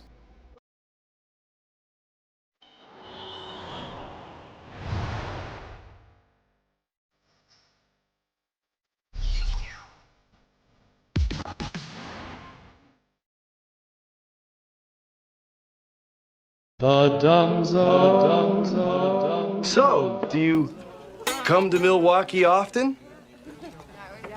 Well, I'm a regular visitor here, but Milwaukee has certainly had its share of visitors. The French missionaries and explorers were coming here as early as the late 1600s to trade with the Native Americans. In fact, isn't Milwaukee an Indian name? Yes, Pete, it is. Actually, it's pronounced Miliwake, which is Algonquin for the good land. I was not aware of that. I think one of the most interesting aspects of Milwaukee is the fact that it's the only major American city to have ever elected 3 socialist mayors. Does this guy know how to party or what? Huh? Huh? Huh. Okay. Did you run into Miz or something? You're listening to The Dumb Zone. No one knows. It's fine. Did you have to take a little poo-poo? Special exemption, Blake. Do you have to doo-doo? No, I got my lunch. I thought we have Blake, Clayton, and TC here to, you can all back up each other. Anyway, it's okay. That, for the audio listener, they don't know. It's spring training. That Blake was out taking cuts. Spring training brought to you by Qualis Roofing and Silverback Construction. That's right. We have a Qualis drone here, QualisGC.com, that overlooks spring training. And, just follows us around wherever we go, taking video. I don't know how this plays with your Look afternoon. at it go, folks. Look at that. Wow. That's the spring training facility for the Milwaukee Brewers, which is at American Family Fields of Phoenix. Nothing says family like baseball. Nothing says and America the Milwaukee Brewers, like family. I'm going to try to have a sitting down to eat by about 4 o'clock local time for you. Let's go. Or close to it. Wow. Yeah. I didn't even consider asking for that. Well, we want to try this pizza place. Hungry. It closes early. I feel like the earlier we get there and I get in line, I just I want this to happen. I Let's want go. you to be a part of it. What's the pizza place called? Pizzeria Bianco. We've talked about it a couple times. A lot of people have recommended, but I know you like an early dinner. And I think this may help us. May work That's great. perfectly. After I buy some diabetic strips. Want to dial up Sven, too? We're going to talk to Sven. I wanted to give a quick Silverback Construction follow-up because we were trying to get some copy points for him yesterday or whatever. Nate says, look, not a big deal. They build entire office. They're big in the commercial space, right? He goes, there's not many people that want to pay to build an entire office. He says, however, like the altered states that we are building in Euless, if they use us, I'll pay for a remote at their location that we build or remodel. Okay. I mainly support you guys because I care about y'all. But if you need a building. SG, I know. But, yeah, that's fine, Nate. Then he made this sound. Why are you doing this to poor Nate? I'm just playing. Ooh, ooh, ah, ah. That's it. Yeah, he signed off with that. Want to go? You know, the home of Want to Go is Phoenix, Arizona. Unavailable. You think we'd be able to track down the Wolfman before we could find Nancy Guthrie out here? Oh, Ron Wolfley? We're in Phoenix. I wonder. Their play-by-play guy is Brian Anderson.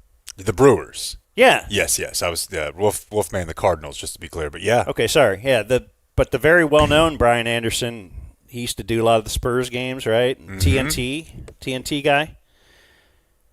What do you make of... I'd love to get him on. You got opinions about the... I mean, it's not the death. It's alive.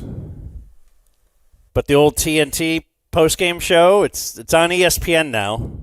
And I guess it's just hard to find. It's never on. It doesn't seem to be making its way to my social media feed as much as it once did either.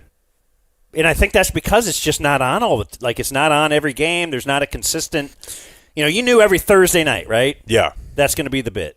And then they'd stay as long as they needed to.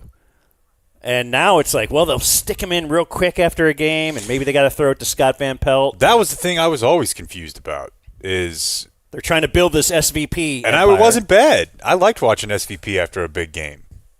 You'd have somebody on the field. It was cool. I don't know. It almost feels like they just felt like they needed to throw money at it because it was something they could throw money at. It was something they could get, so they got it. Didn't really have a plan for it. Are we calling Sven? Yeah. Hi, Sven. Sven joins us? Mm-hmm. Sven?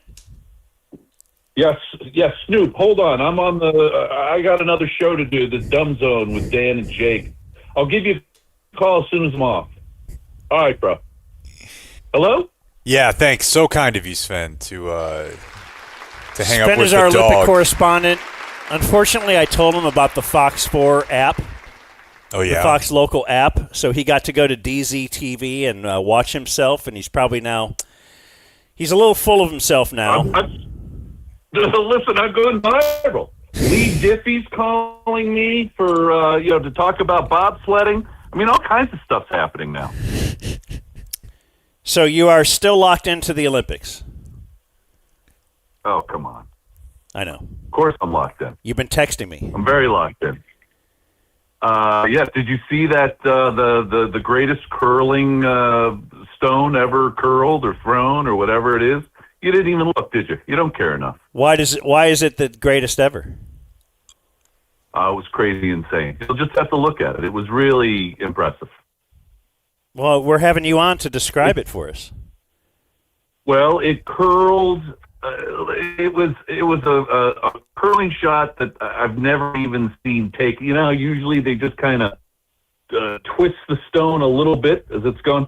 This guy did like a super twist, and it literally curled like 5 feet or something crazy like that. I mean, it was defied physics. It was a Swede, which I wasn't very happy about, as you know, my disdain for the Swedes. But it was a pretty incredible shot. But yes, I had sent you that text. So it's kind of like bowling. You're saying it does a big. You could say that. Yes, you could throw a ball straight down the middle, right? Or you do a little bit of a curve. Would you be surprised to know Sven loves bowling? No, I would not. I would not be surprised to know that anybody that you know loves bowling. I wouldn't say I love bowling. I certainly like bowling. I don't love it. But if they put it outside in the cold, put it outside the cold. I'm all in. I'm all in. You know what? I'll save because the way this talk unfurled last time, I'm going to save my email to Sven about World War II for the end. Or not at all. All right, we had some people. Not at all. Guy named Chad was upset with your depiction of Sweden, enabling the easy. Well, listen, Chad, it's just a fact. I mean, my father lived it. He said, looking at the map of Denmark, you notice that they share a land border with Germany, no land border with Sweden. Correct. He said, if Sven's old man wants to blame anyone for having to pick potatoes for 5 years under the boot of the Nazis, he should blame his own armed forces and government that surrendered to the Nazis in, bold, less than 6 hours after invasion. Not 6 months, not 6 weeks, 6 hours.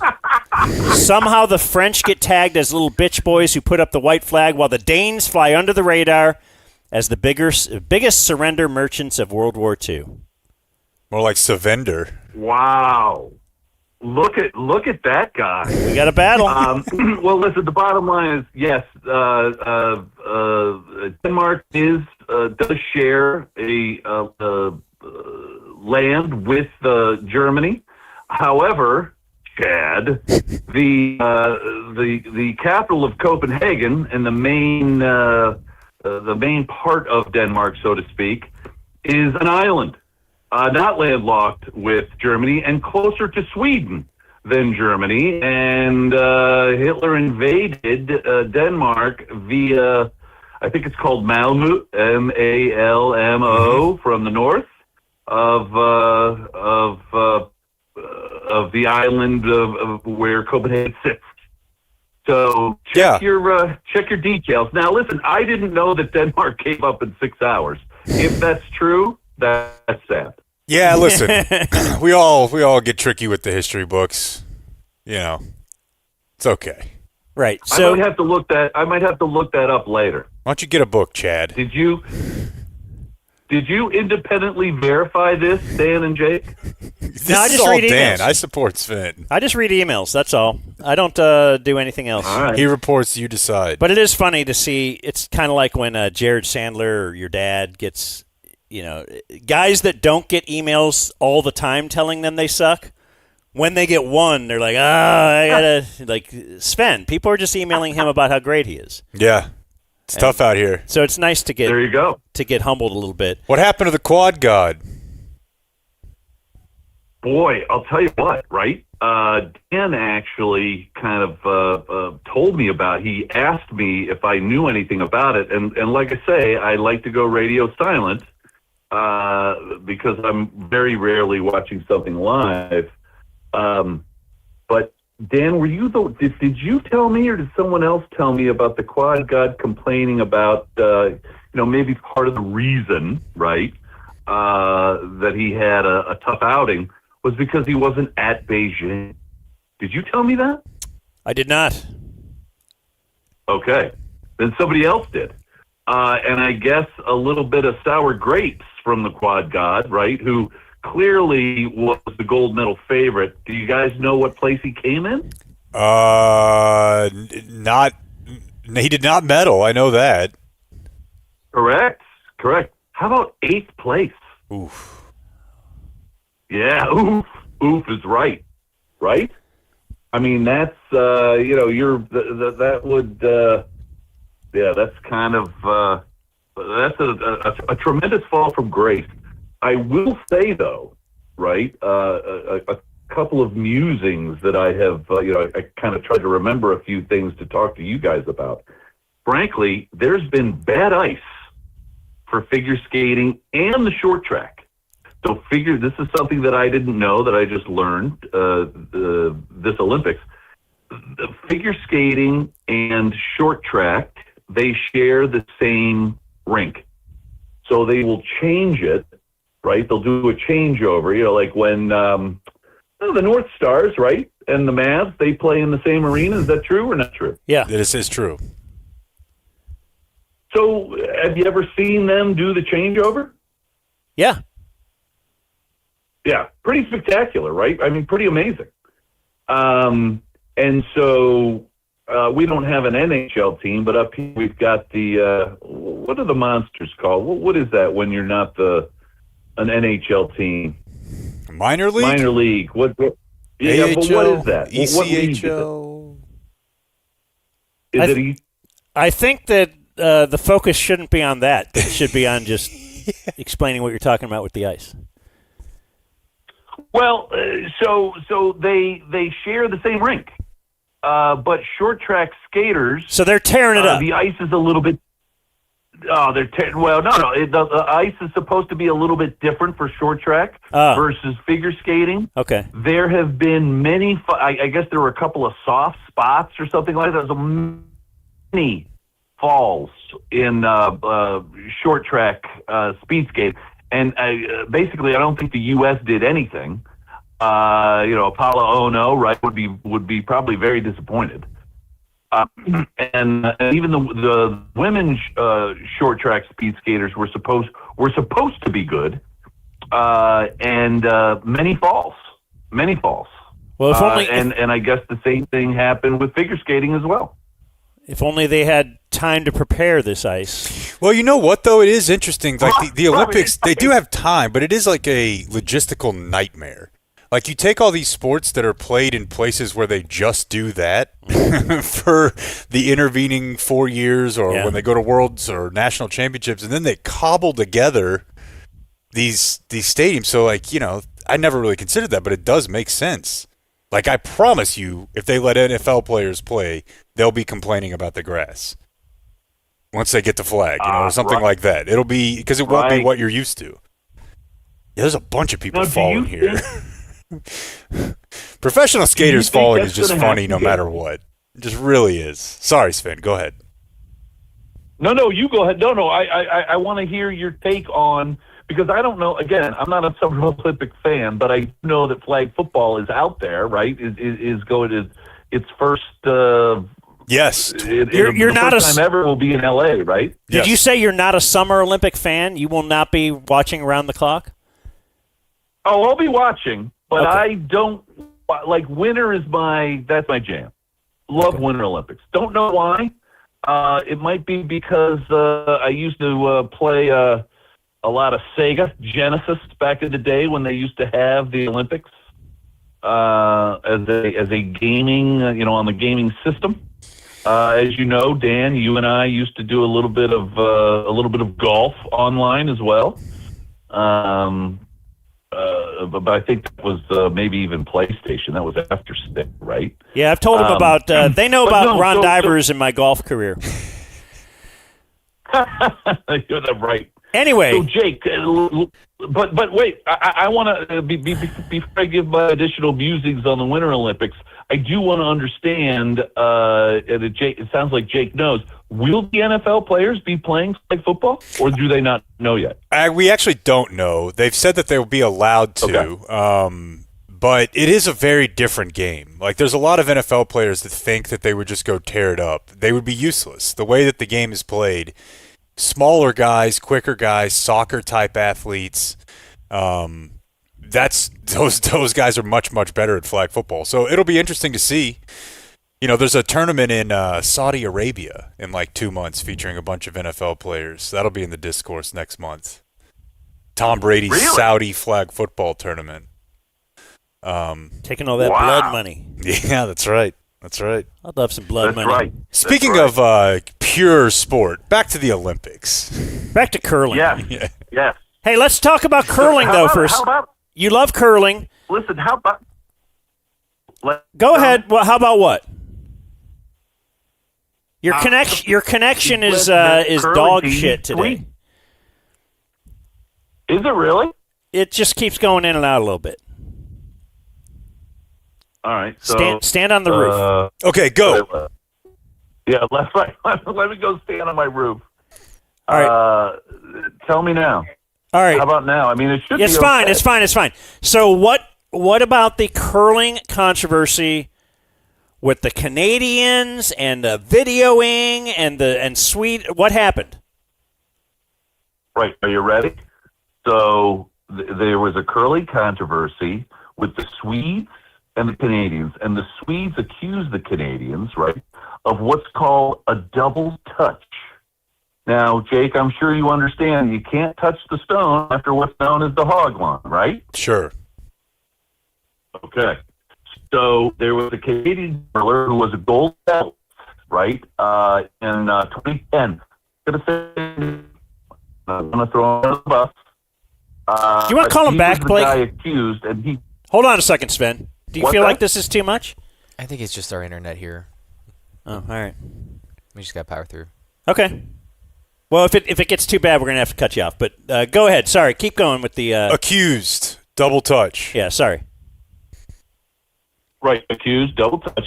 And the Canadian curler says to the guy, I've never done that in my life. F off. And I guess it was picked up, on the broadcast. And so big controversy, right? And so who's right and who's wrong? Did the guy really do something or did he not do something?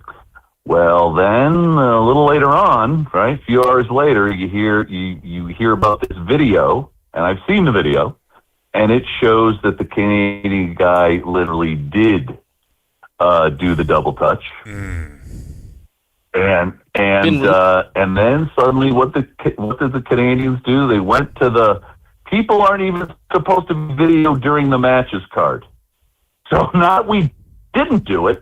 But hey, you're not supposed to be videoing us anyway. What's that about?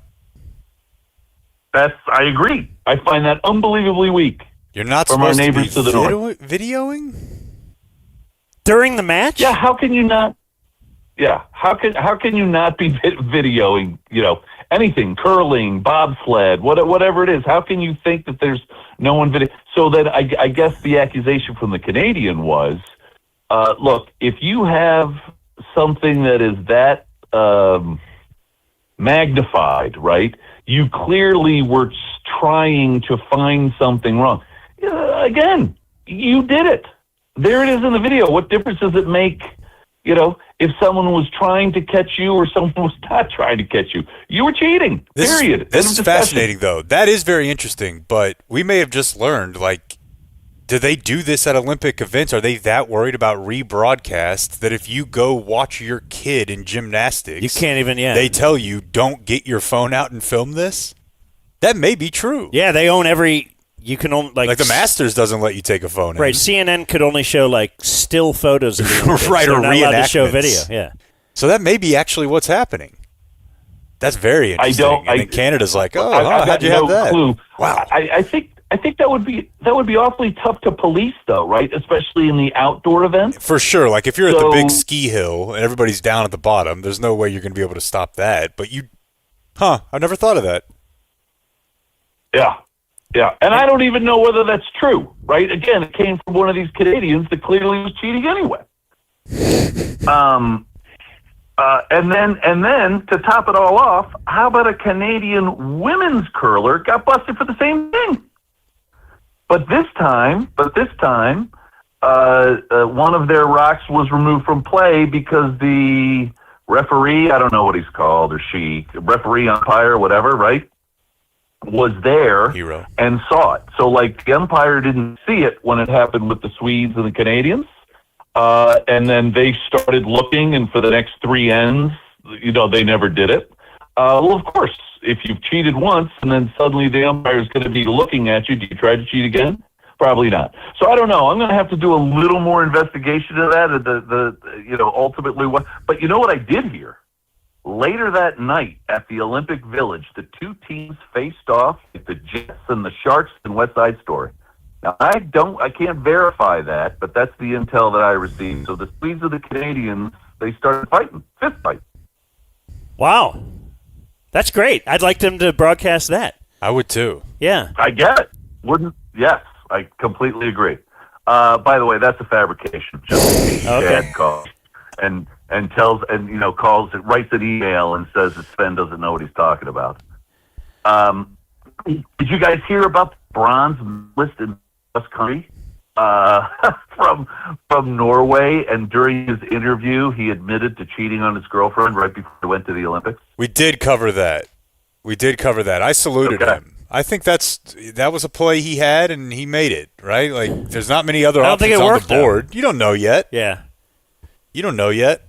But didn't that play fail miserably? It seems like so far, but why did he tell her right before apparently he told her right before the Olympics. He wanted to do the attention bit. Hey, I cheated on you a month ago. Sorry. I'm going to go to the Olympics now. But I told Dan that makes him look like a guy who's honest and vulnerable now, and he's probably swimming in Olympic poon. Swimming in Olympic poon. They ran out of condoms already, Sven. Listen. Speaking about swimming in Olympic poon, do you guys, have you heard about this? And I've heard about this in the past, and then I saw an article about it recently. So condoms at the Olympic Village, right? They go like, I don't know. I can't even like condoms at the Olympic Village. Candy on Halloween, yeah. They run through them. Yeah, there you go. Significantly. Thank you, Jake. I couldn't come up with one, right? Candy on Halloween, or So how about this? They ran out of condoms on day 3. And how many condoms did they have, supposedly? Again, who knows if it's true, right? I saw it on the internet. But I certainly have heard before that it's like tens of thousands in the Olympic Village. It's tens of thousands. 10,000. Because 10,000.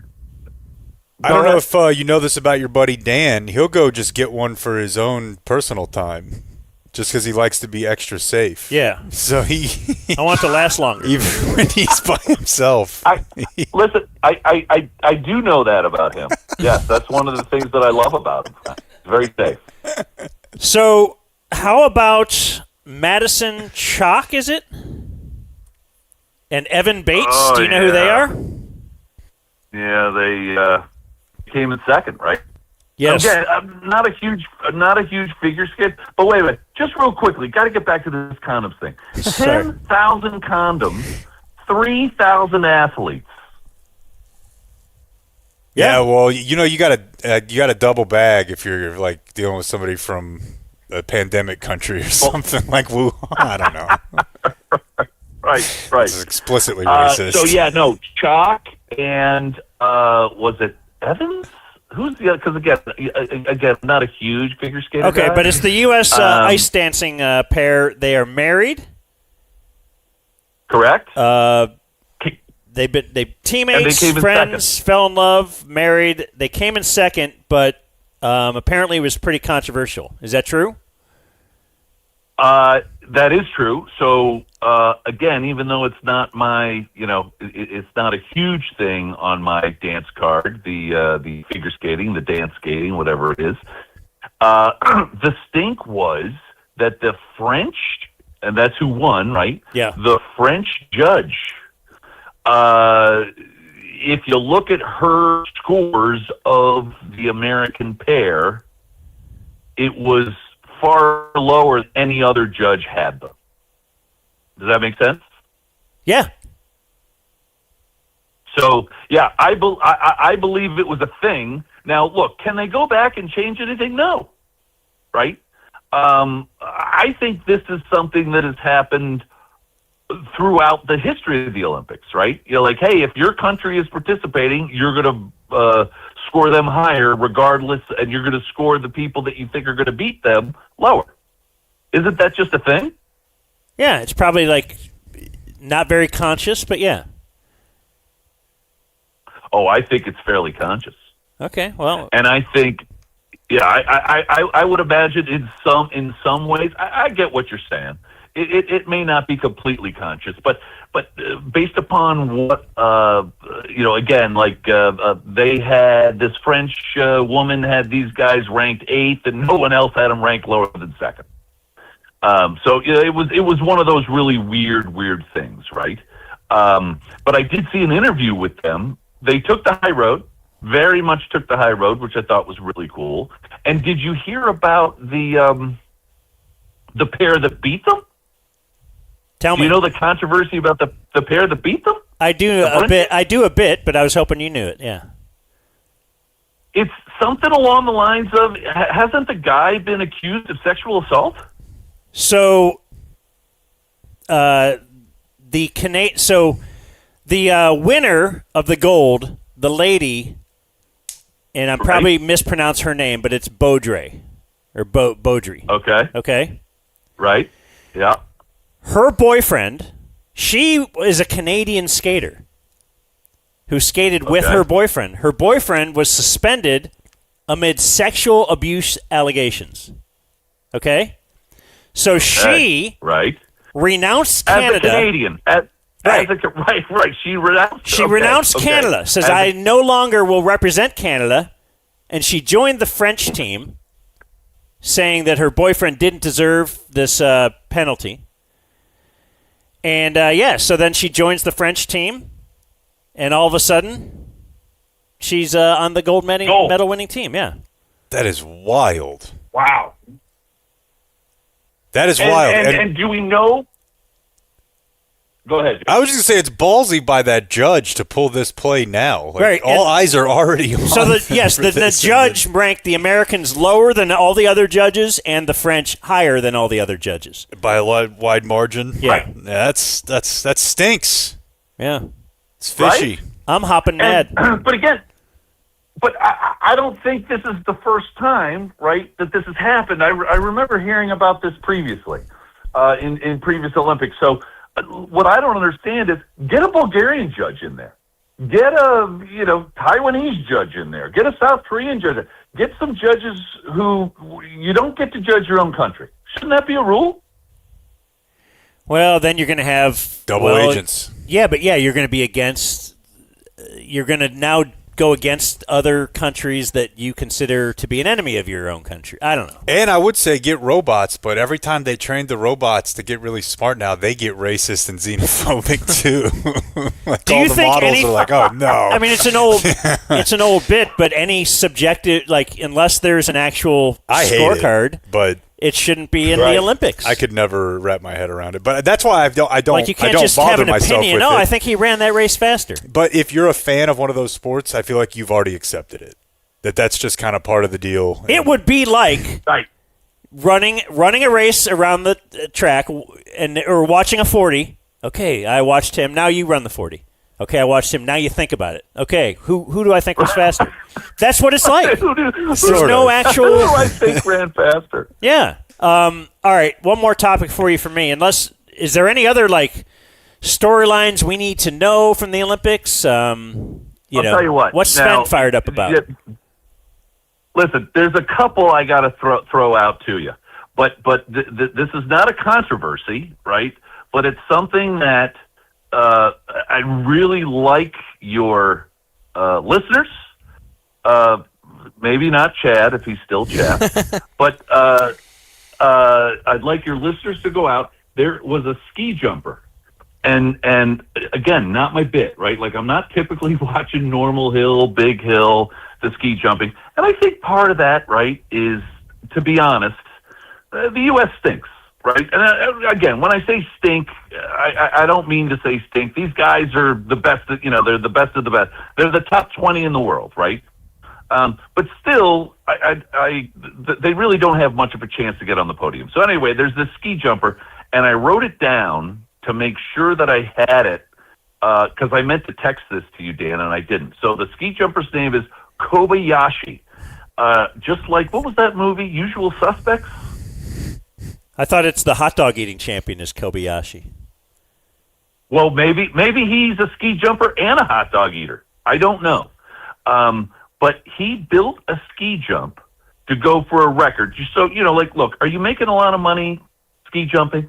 No. Are you making a lot of money snowboarding from snowboarding events, from cross-country events? Probably not as much as you're making with sponsorship money, right?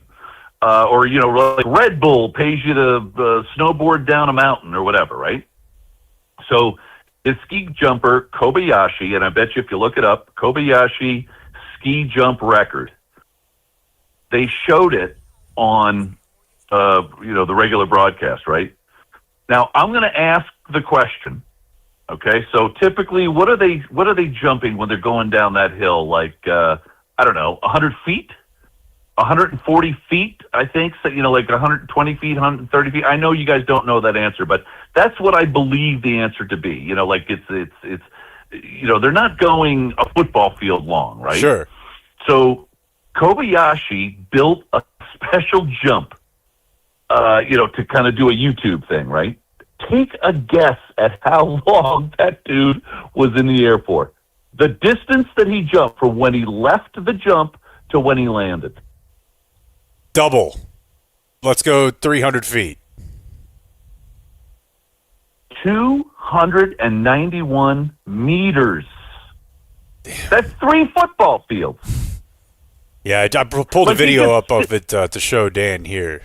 Never a doubt either. I guess really there can't be, because if there is any doubt, you're dead. It's official, right? Because it's an official record. Like, they have a big sign, 291 meters. When the dude is in the air, Jake, I was going to call you Bob just as a funny, but I won't.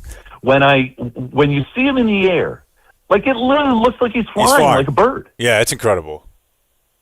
They should do this at the Isn't that Olympics. not nuts? Yeah, they should do that at the Olympics. That is nuts. Right. Long distance ski jumping. I'd be watching that. So this is how into it Sven is. 9:00 Tuesday night, he texts me about Ben Ogden. Okay. You're excited? You know about Ben Ogden? Of course I know about Ben Ogden. Does Jake? Does anybody? Does Chad? He texts me that it's the second U.S. medal ever in cross country, and the first since 1976. So he's very excited. Okay. 9:00 Tuesday night. Think of where you were. And think of that Sven is excited watching Ben Ogden. Where were you then? On cross country. It's not even like the cool looking ski jet. He's just on. Yeah, it's kind of like a guy going to work. Yeah. So look, he walked. Yeah. When do I get in the Steps Olympics? I walked like 7,000 steps yesterday. It was not biathlon. The U.S. did not come through. No. Like I thought, but maybe Salt Lake. Maybe Salt Lake when they're on home snow. Maybe, who knows? They should put a school out there and see if we could figure it out. There you go. My mom, who lives in Cleveland, Sven lives in Cleveland. My mom also lives in Cleveland, as you know.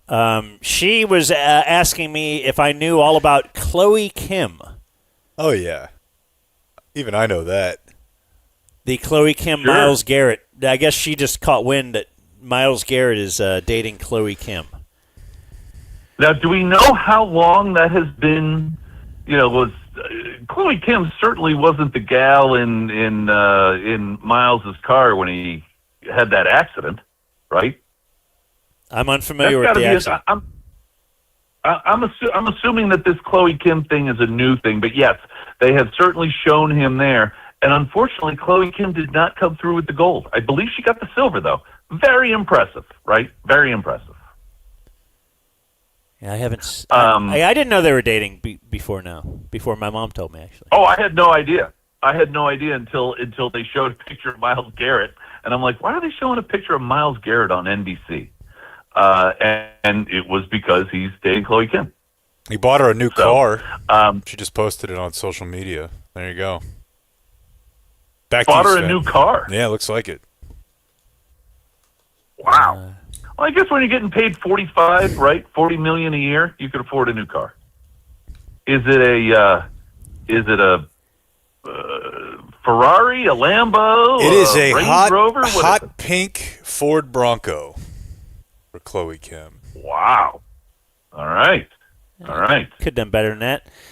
I was going to say the same thing. Hey, I got to throw something else out there though that was super exciting. And my wife even said, "Relax." She was in the kitchen, I was in the living room, and I was yelling in excitement. Again, because I go radio silent, because certainly it happened earlier.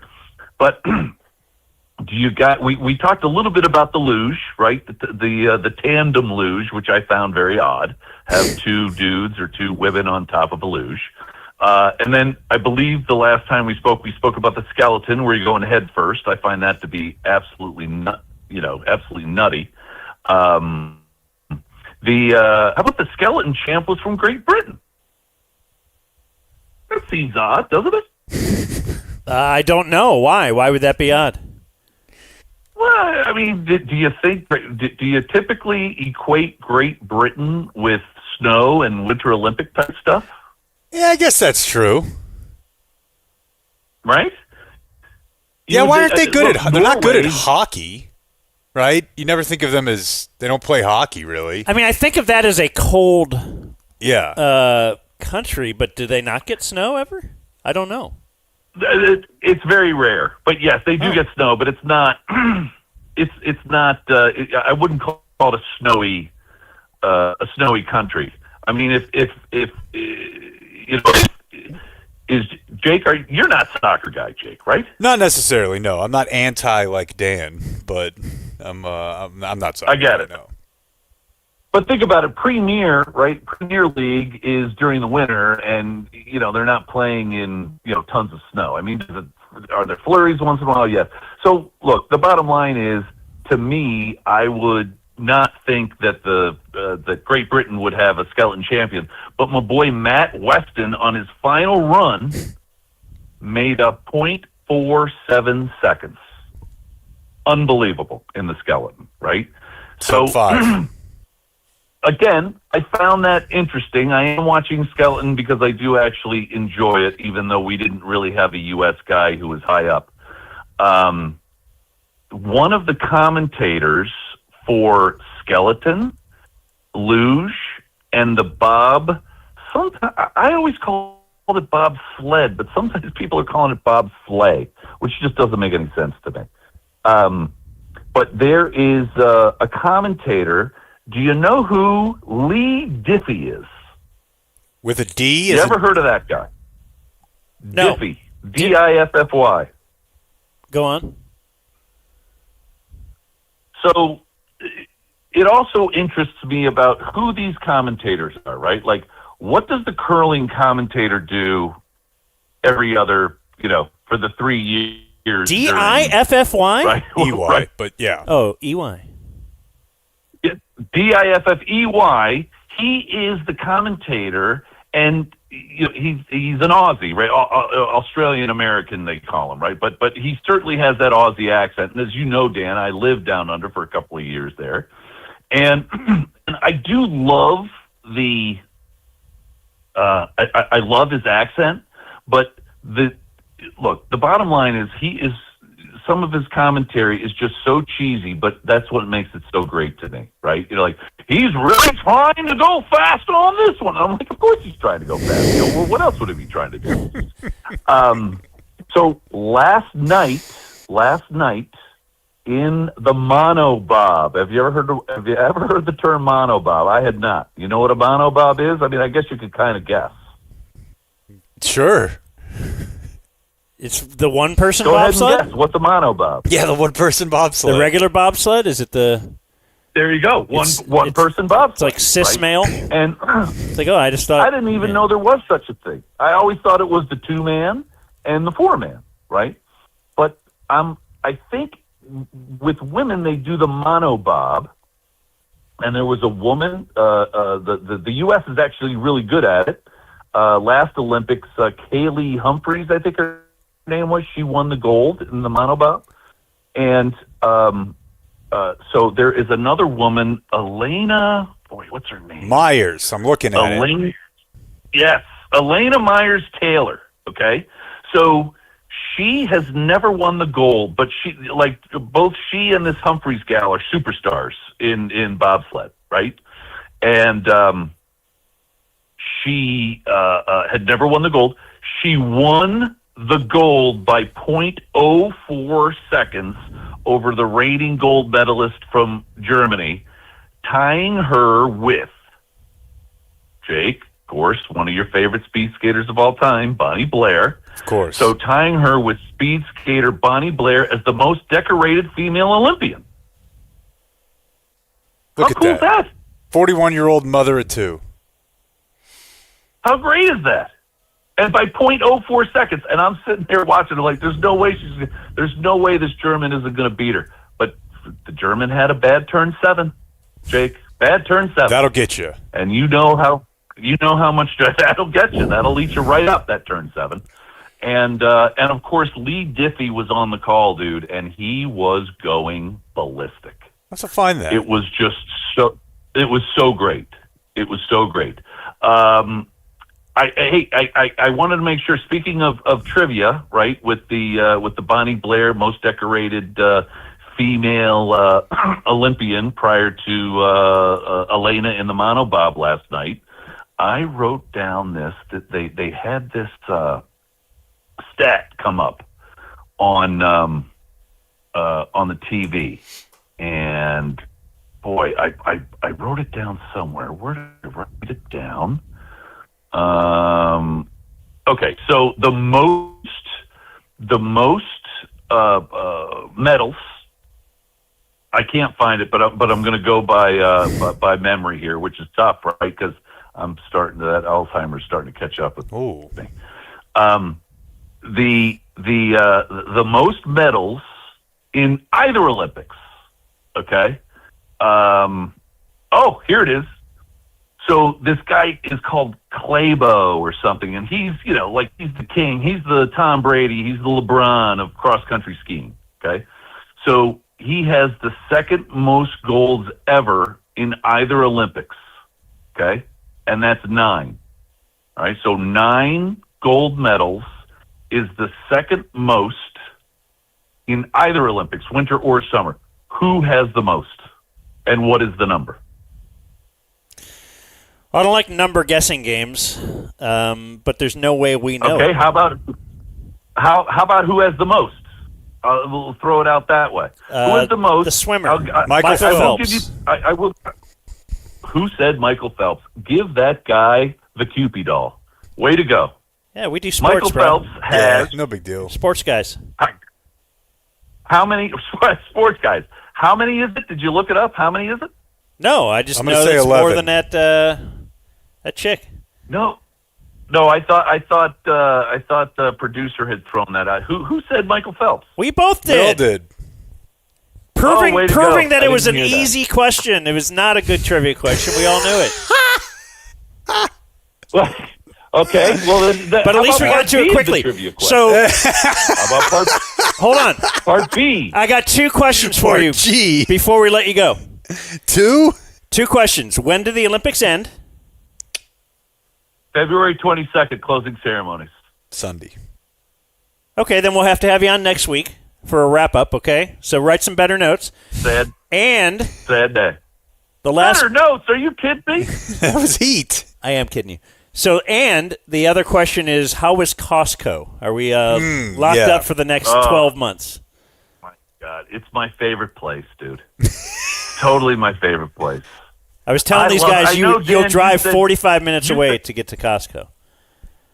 Yeah, you said you can't stand it, Dan. I love that place. We bought a tropical plant today. Why not? Yeah, of course. You were there to get corn dogs and left with a sycamore That's an impulse tree. buy? Yeah.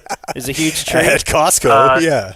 Gotta go. No, that was a my wife buy. She's like, boy, look at these. I was like, how are we going to put that thing in the car? But we did it. And by the way, Michael Phelps, I believe, either has 23 or 29 medals. So he has over double number 2. You know what else about Michael Phelps, Sven? Lay it on me. Pothead. That's why we don't support him. That's why you don't support him. That's I right. See. Hard I line. see. Thanks, Sven. Enjoy the Winter Olympics. Say it one more time. That's all right. I'll see you, man. Thanks, Sven. No. Listen. Hey, there's one more thing you guys got to watch. Go on. Especially if you're from America. Jordan Stoltz. He is the Michael Phelps of speed skating right now for the United States. Gold in the 500 and the 1,000. He's got the 1,500 and the mass start coming up, so he could win 4 golds. It's very possible. And Eric Hayden was in the stands sitting with Snoop watching Jordan Stoltz. I think, was that Lake Placid? Hayden? I can't remember. I'll look it up and I'll make sure that I know that for the next time. But how about Eric Hayden won 5 gold medals in one Olympics? I'm speechless. So he basically, every single skating thing, he won gold. Sven, thanks for joining us today. We love you. Thank you for having me. Goodbye, all. All right. There he goes, folks. Sven. On the Winter Olympics. He's really into it. Just ask him. We need to just give a little more love. The reason we're out here at Milwaukee Brewers Training Camp is Qualis Roofing. Qualis Roofing has sent us out here. We actually brought a Qualis drone. And you can look high above us right now. There is a Qualis drone filming, tracking us. Filming baseball. That's right. It's pretty cool. It's very cool. I mean, I've been to spring training before, just as a fan, walking around and going to a couple of different games. But it kind of makes you feel like it's almost summer, you know? Yeah. They're out there. It's interesting, man. Like, I would be interested to talk to some players because I've only been to football camp. And I used to go to football camp. You had high school camp. And then I went to camp with you guys a handful of times, Cowboys camp. We would go down and visit my brother, kind of, during camp in Tulane. I know football camp. Let me tell you something. Football camp sucks. Everybody hates football camp. And it's not laid back. It's not laid back at all. You're kind of getting into it. Chill. Get a little Look at these guys off. out here today. Like, everyone's in a great mood. Little long toss, take a few swings. Like, I know there are jobs up, but there's also a lot of jobs. Yeah. You know, so it just feels like the whole environment is just way more chill than football camp is like death. You can feel how tense everyone is. It's chill. This would be a great time, and I tell you what, some great gear to buy if you're ever in Phoenix is Milwaukee Brewers gear. Really, it's what I would choose. Was taking a look this morning at the history of the Milwaukee Brewers logo. Really? Which is very deep, this logo. We'll have some gummies tonight and look at it together. Okay. Right now, though, we'll move on to this. We need a movie for tonight. Jay with the Dumb Zone News. On Deadly Ground is a Seagal movie that I've been wanting to introduce. Matt Grimm gives his approval. Well, how's Blake going to finish his SEC schedule? Yeah, I had to pay $60 for a controller for me and TC to play. So we have to do that at some point. I'll just watch a movie in my room by myself. GameStop, proud of their controllers, even the used ones. What, are you complaining about the price? Yeah, I know they gave some 13-year-old kid $13 for that controller, and they're going to sell it to me for $60. You could have not bought it. You guys know how TC really wants to play. When there's like a military operation or maybe somebody wins the Super Bowl, they have to find a local angle at your local news stations. Like the Super Bowl is an easy one because they can just show you 10 guys who played in DFW. But, you know, if there's like something big in the national news, they're like, and this teacher actually taught in Flower Mound, like, you know, whatever. Got to localize it. Well, such is the case with the Jeffrey Epstein files because there's a school in Dallas that received a $28,000 check from him after he was a convicted sex offender. They have yet to comment. What kind of level of school? It's a Jewish school, the Texas Torah Institute, a Jewish school for boys. $28,000. And that's just somehow popped up in the emails somewhere? Yeah. Yeah, it's all of his bank account stuff is in there.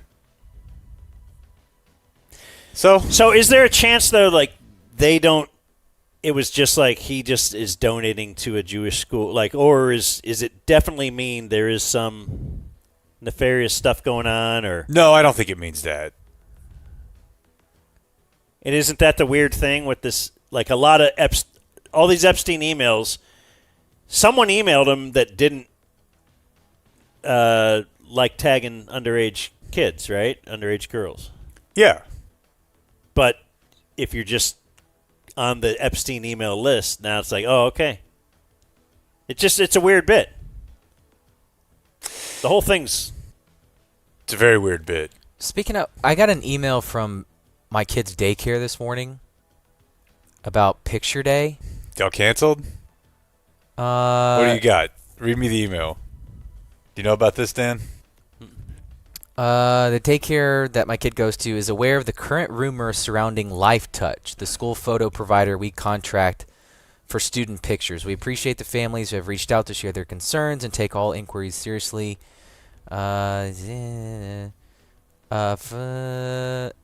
Spring photo day will proceed. However, we respect each family's decision. We'll honor. What is this about?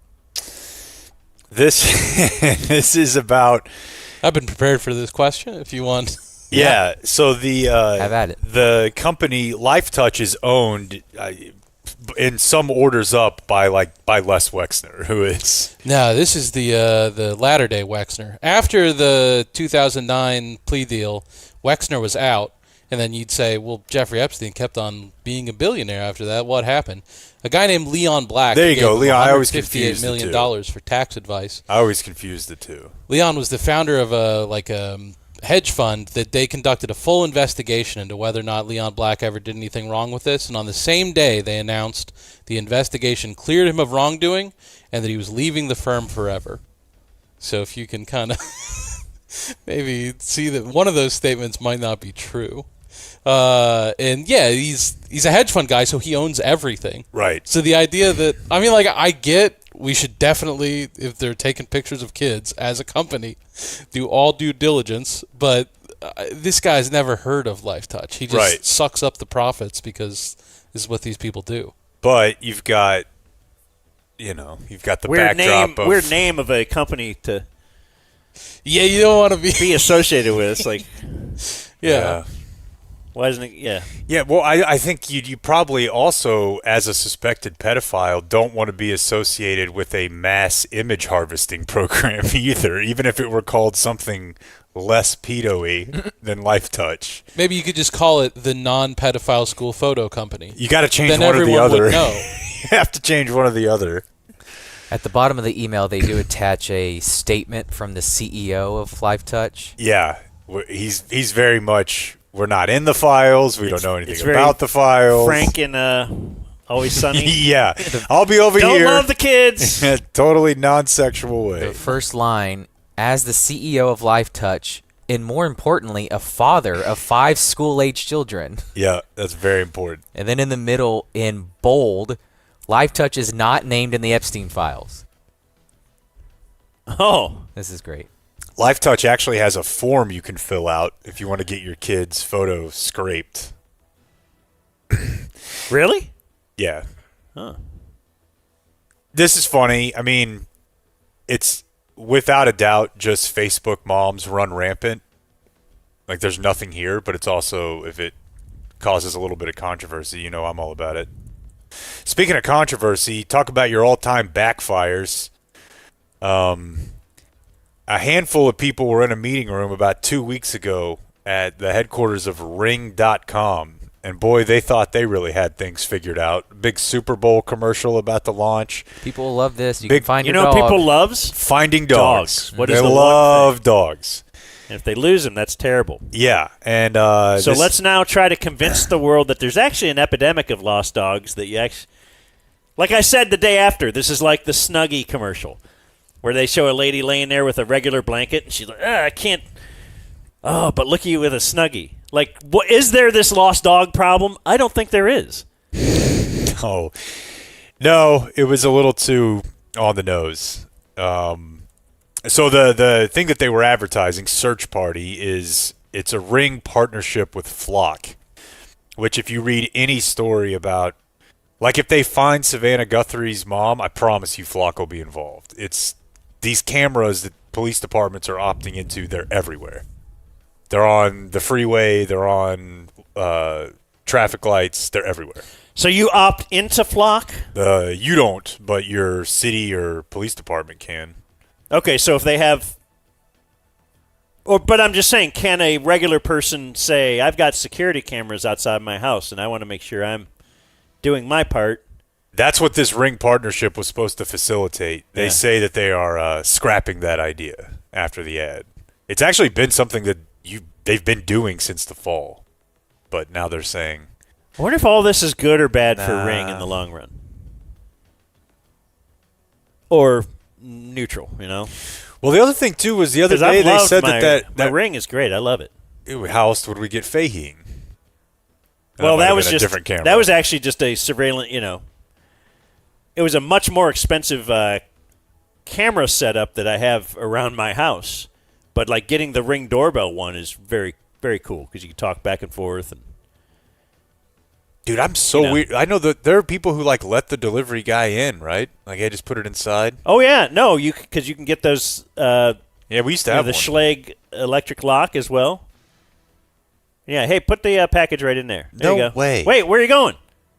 Hey, That's my wife. come back. Oh, actually, keep going. I walked past the house last night. There was a lot of motion-activated lights in the neighborhood around us. Mm-hmm.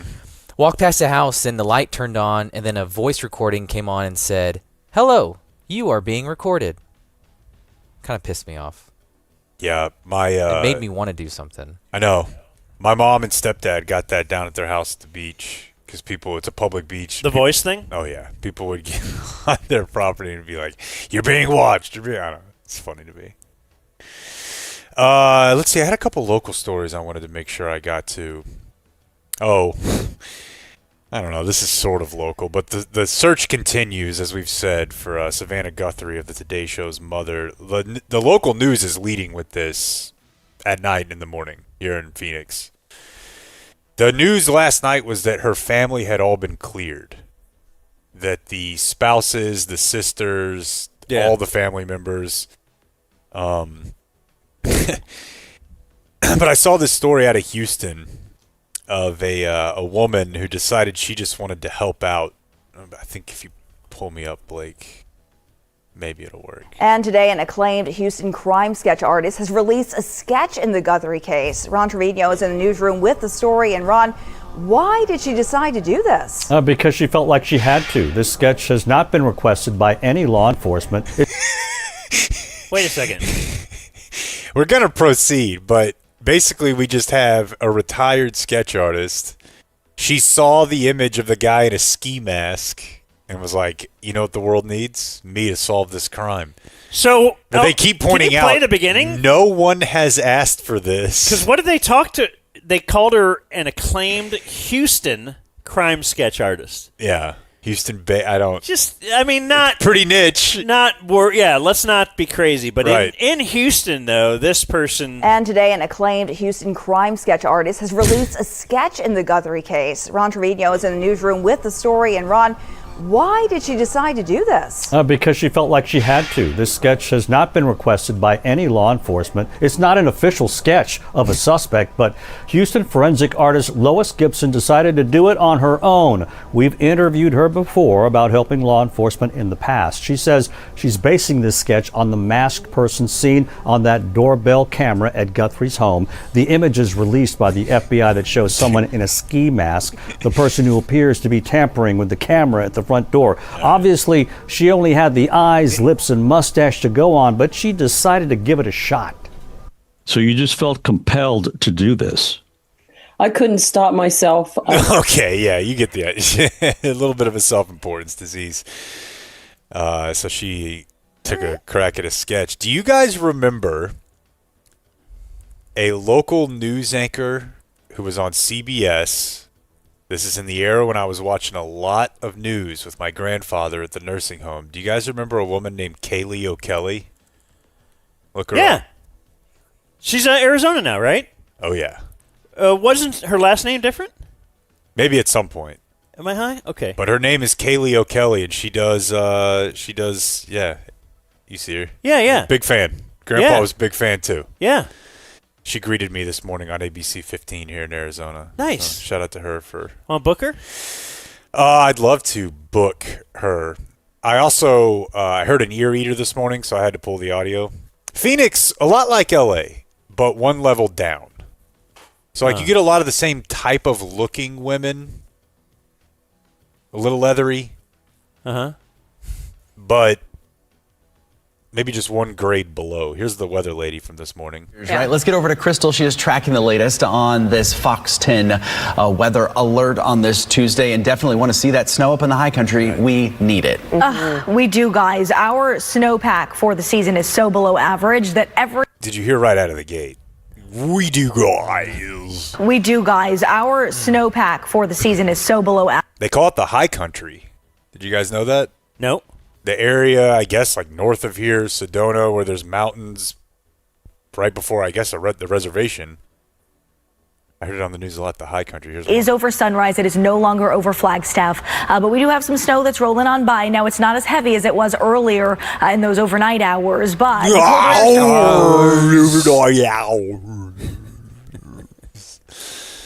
Love a little local news, man. You're being mean to her. I'd like to talk to her over coffee. You would. You would. Back to Texas. Apparently this is something that happens every year that I was not aware of, but down in Bexar County, San Antonio area, at the Bexar County Courthouse, they hold a mass wedding every Valentine's Day. This is a bit I've heard elsewhere, right? At midnight. The other night they had a record 154 couples. That'd be kind of a cool, nice way to save money, right? Yeah. Because and you still get a memorable experience. Yeah. That's not bad. I'd like to do it when they do don't like they do that with groups of gay people. They get their, hey, it's gay wedding day. Gay weddings are now legal, and so like a bunch of people do it. Like, okay, would they be upset if I walked in there with a lady and did the same thing? I thought this was like equality. Thought we were all getting to be married. That'd be so funny. You know, it'd be even funnier is because they beat my ass. Yeah, that would be hilarious.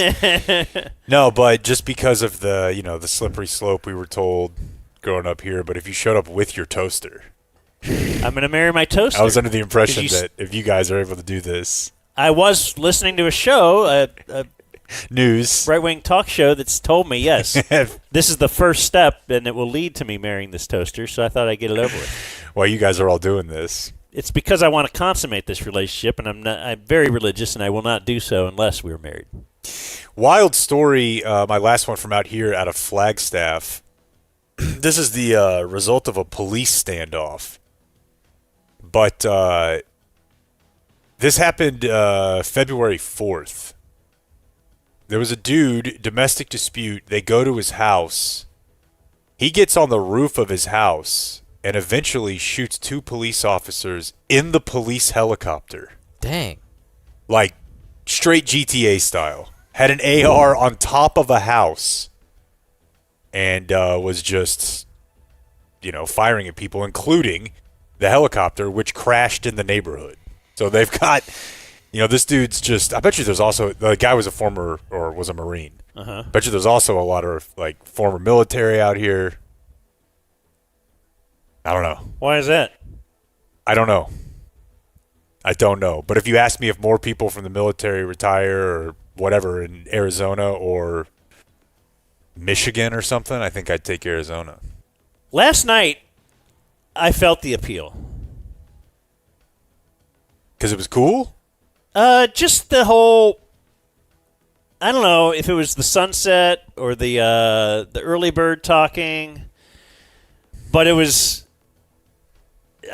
really cool just to see the mountains as a backdrop. Where were you? Just out and about? Yeah, I went looking for that habit that I thought. I ended up at there is a college around here. Yeah. What's it called? Grand Canyon University. Yeah, GCU. So it took me into there. So now I'm on a college campus. Hell yeah. And yeah, I went to college out here. Years ago, I played football for the University of Phoenix. Mm-hmm. That's where I got my degree. Back-to-back Heismans. Didn't you always wonder about the University of Phoenix? Is it totally online? It just seemed like the culmination of a bunch of other shit that was. But it used to be DeVry. real prevalent. Is it not a thing anymore? I think they probably got litigated. GCU's the same thing. Is it all online GCU? Oh well, but there's a brick and mortar. Yeah, you're gonna have GCU. to have some building. Anyway, it was beautiful. It was a nice, cool evening. I'm using my Spanish. Really? Well, I was trying to ask this lady, where do you get a fork? I was at this was as Mexican as a taco place as you can get because it seemed like the owner spoke English. He was the guy that took my order. But otherwise, then a lady brought me stuff and was just rapidly speaking Spanish to me, and I wanted a fork. And then she gave me a quizzical look, and then she said, pork? And I was like, no. And then I said, como se dice? And I realized, well, I'm just going to say fork now. Yeah. So I was like, como se dice fork? And then I'm holding like mouth and and then she walked me over to and then I held it up and I go, como se dice? And she said, and I can't remember now. Mm-hmm. And then that's who the lady was in our house when we got back. Yeah, then you saw her this morning kind of leave. She was all shamed. One shoe on, holding the high heel. All right, there is your news. The Dumb Zone. Book Kaylee O'Kelly before we go home. Like She's active on Instagram, I'll tell you that. That was a good news. I'll bet you know that. I looked it up this morning. She's got Happy a son. birthday. Thank you. Are they Is a still son? playing ball out there? What's going on? Oh, wow. That's We got a little inter-squad scrimmage going? Well, they got Let's do a little play-by-play. Let's take a look over there for a second. Oh! They're working on base running. My back's killing me, boys. And it's been killing me for a week. But ironic, like I had to cancel Max and everything. Or I went to him, and he just made me stretch for 45 minutes. This is what happens, Blake. This is your future. You think it's all great, working out. And I haven't complained to you guys because it was like the same day he broke his arm, and then he had surgery the next day. Yeah. And he's like, really, he's doing the show without even complaining. And I could tell he's in big pain. And that's the only reason I haven't said anything, because I see someone else with a worse situation in front of me. But now we're sleeping on concrete out here. What do you mean? Beds are a little firm. Oh, really? Yeah. I'm not the only one that's complained about them. Oh, are we going to do complaint? What do Did we I got? tell you guys about that at rehab? It's complaint court. Go ahead. That we would once a week, they would get us Do you together pass- to do like a pass the pseudo. complaint pillow? Kind of. Okay. Kind of. Like somebody would be like, I need a bath mat. Here, you hold the Jake's piss bottle, and now you're allowed to talk. Yeah, It's all I don't. warm. I think those Airbnb owners need a lesson in hospitality. Oh. They're just a little bare bones. Like, are there closets full of pillows and blankets somewhere that I'm missing? Like, even if I didn't have a broken arm, I would prefer I got 2 fucking surgery pillows in my room. In our shower, they put shampoo and conditioner, and that's it. Yeah, and that's a problem for you because... If there's a bar of soap, I'll use it. I mean, I'm I just assume, like, when you step into a shower at an Airbnb, there's everything you need. Yeah. It's a little light in supplies. It's a little light in supplies. Fortunately, I bring my own shampoo. Did you absolutely would you bring my check own a bag? Or are you bringing travel size? It's kind of medium travel size, you know. Are they not hardo on that anymore? The size of liquid? I guess not. It was inside my shaving kit. Yeah, I'm generally just uncomfortable. But I think that's kind of part of it. I'm not a complainer anymore, but... You just deal with it? Yeah, I guess. Yeah, no, I don't like... I mean, like, I want to sit outside and, like, hang out with some buddies, but then you have to move the chair. You have to move the chairs from inside to outside if you want to sit outside. I think they do that because then the birds would just shit all over the chairs. There's pigeons everywhere. Okay, well, that's a problem. Mike Tyson would love it. Yeah. Man, that makes me want to... Love running a little practice, Jake. A little softball practice. I bet you do, man. I loved baseball practice when I played baseball. I loved just loved football hanging out all day. Anyway, let's get to viewer mail birthdays. Might not have a lot today. Got a couple. Greetings, me boys. Former Vermont DF here. It is my 48th birthday. Not woken up in that special way because after 9 years, I'm recently single. And she's 2,000 miles away. But the trade-off is I got to move back to DFW. It's always quiet in my apartment. My dishes are done, and the thermostat is exactly where I left it.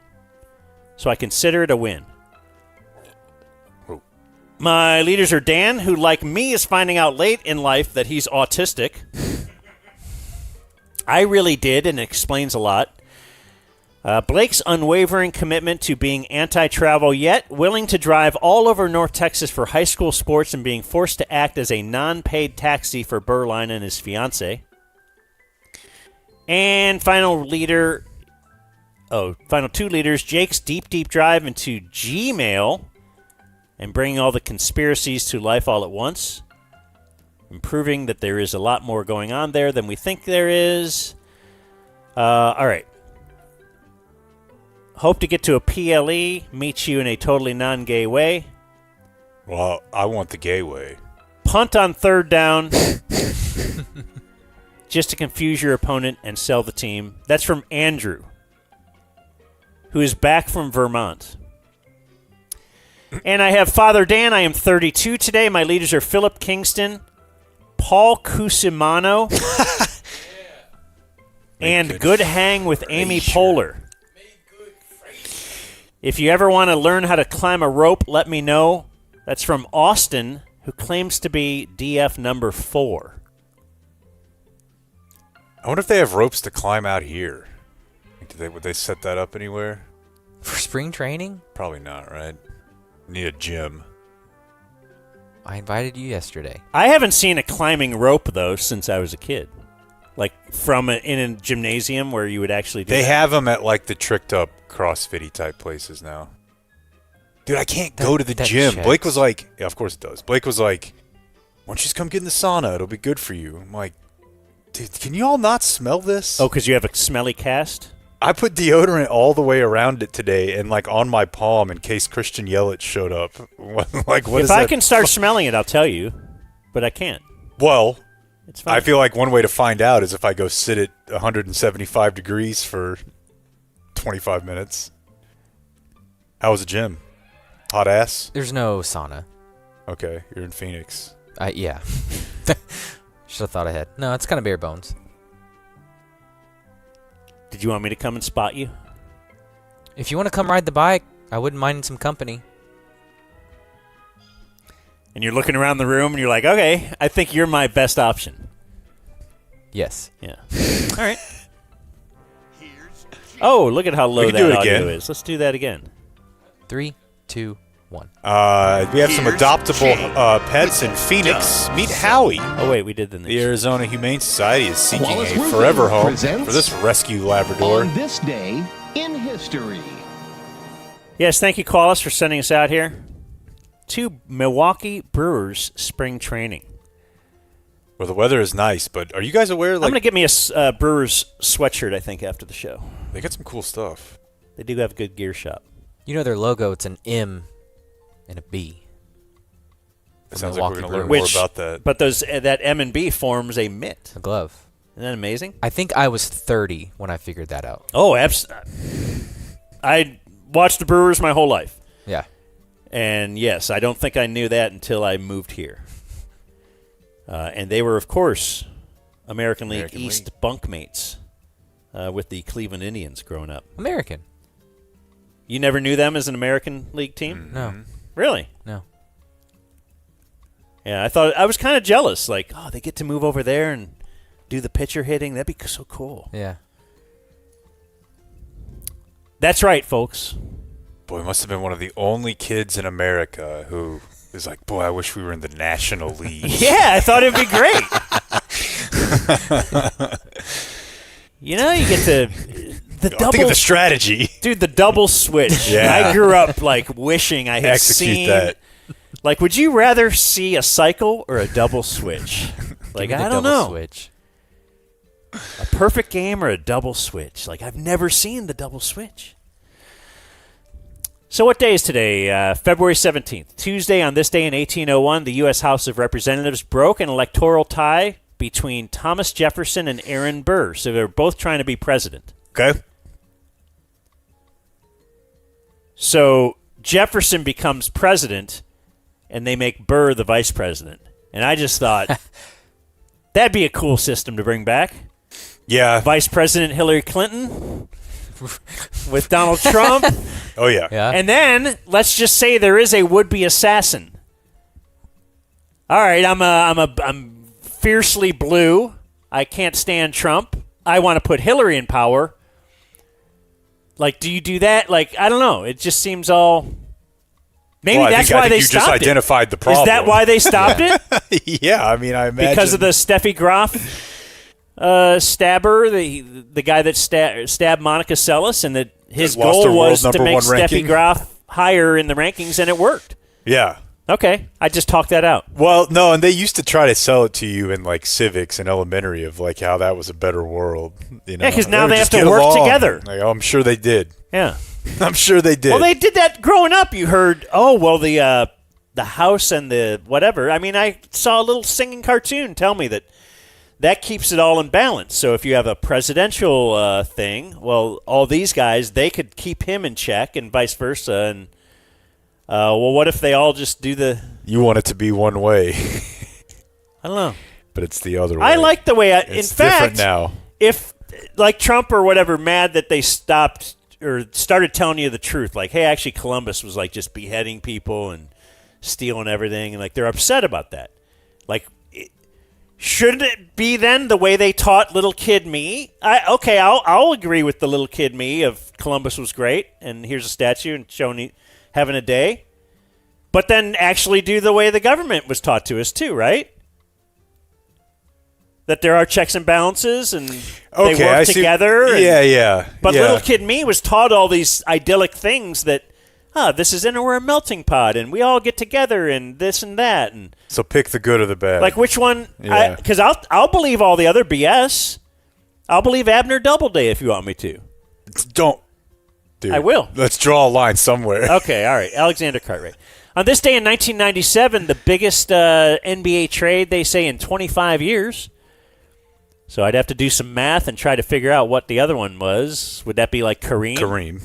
Yeah. So why do they call this the biggest? I don't know, but it's the one where the Nets send away Sean Bradley and others to the Mavericks for Jimmy Jackson and others. I do remember that, though. Just the whole... Sean Bradley. Sean Bradley had already, I think, been failed at a couple of spots, and then Don Nelson's like, look, I can make this work. It was all too perfect. I can make this work. Oh, no, another big white guy. Blake, on this day in the year 2001, Arnold Palmer became the first player to shoot his age in a PGA Tour event since Sam Snead did it. How old? He was 71 years old. Okay. Shot a 71 at 71. Pretty good. What's your best round ever? Like, 80. you ever break par? I never broke 80. I shot 80. What was the scene? We were at Cowboys training camp. I was playing with Donovan and Bob and one of Bob's Fox's friend, or like friend that worked at Fox or something. Troy? No, Jonathan. somebody else. I don't remember who. Nailed one on 18 within like 15 feet and ran it by the lip of the cup by just that much for 79 and missed it. Played well that day. Was it a big topic? Did everybody know that you're playing the best golf of your life? Bob was often, I know more about football than everyone else and was trying to impress his Fox friend. But no, me and Donovan had a great time.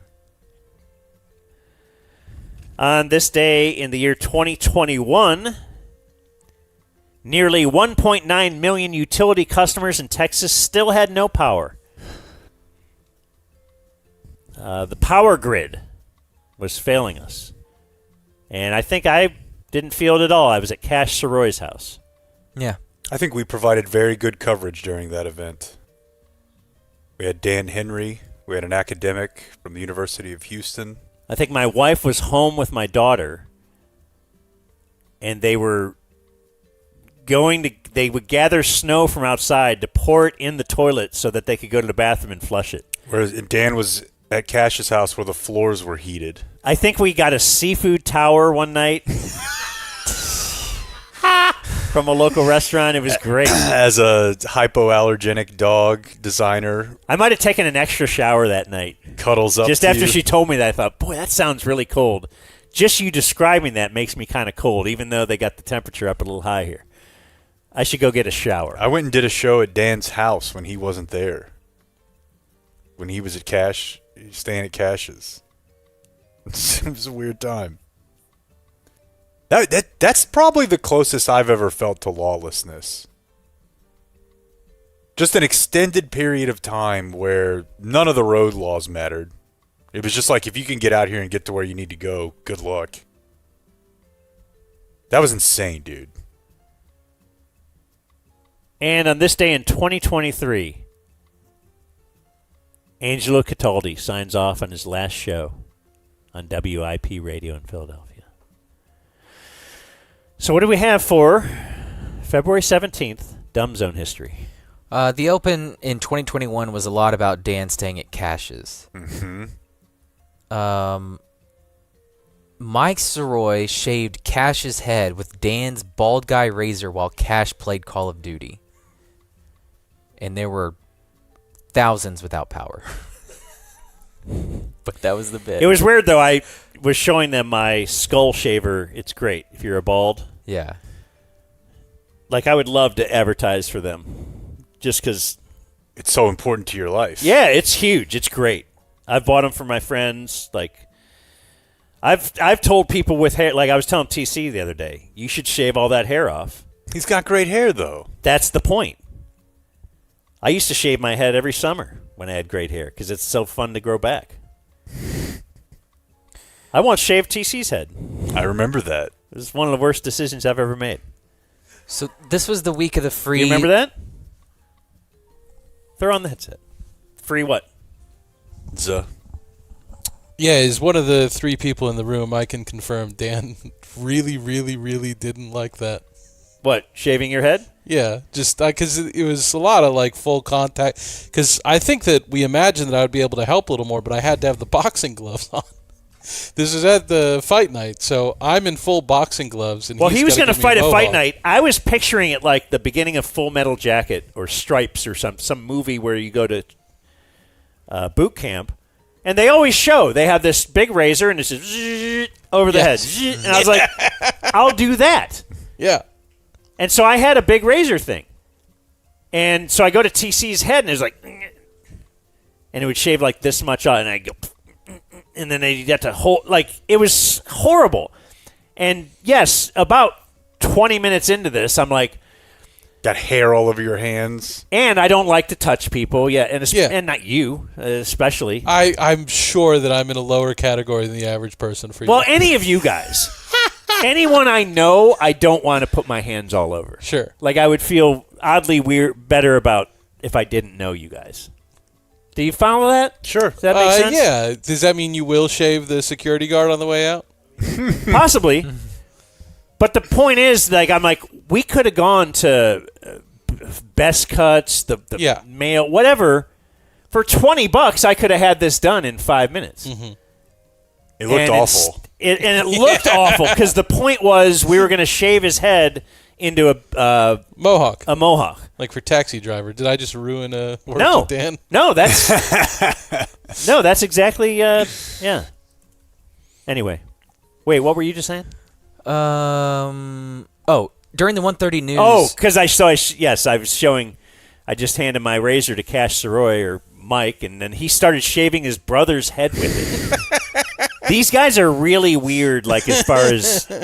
They're a very Sedin twin. Yeah. Right. If they said they had a secret down low sexual relationship, I would not be like, oh my God, I can't believe it. I'd go, okay. Yeah. Yes. Today, Jake was still doing the show from his friend's closet.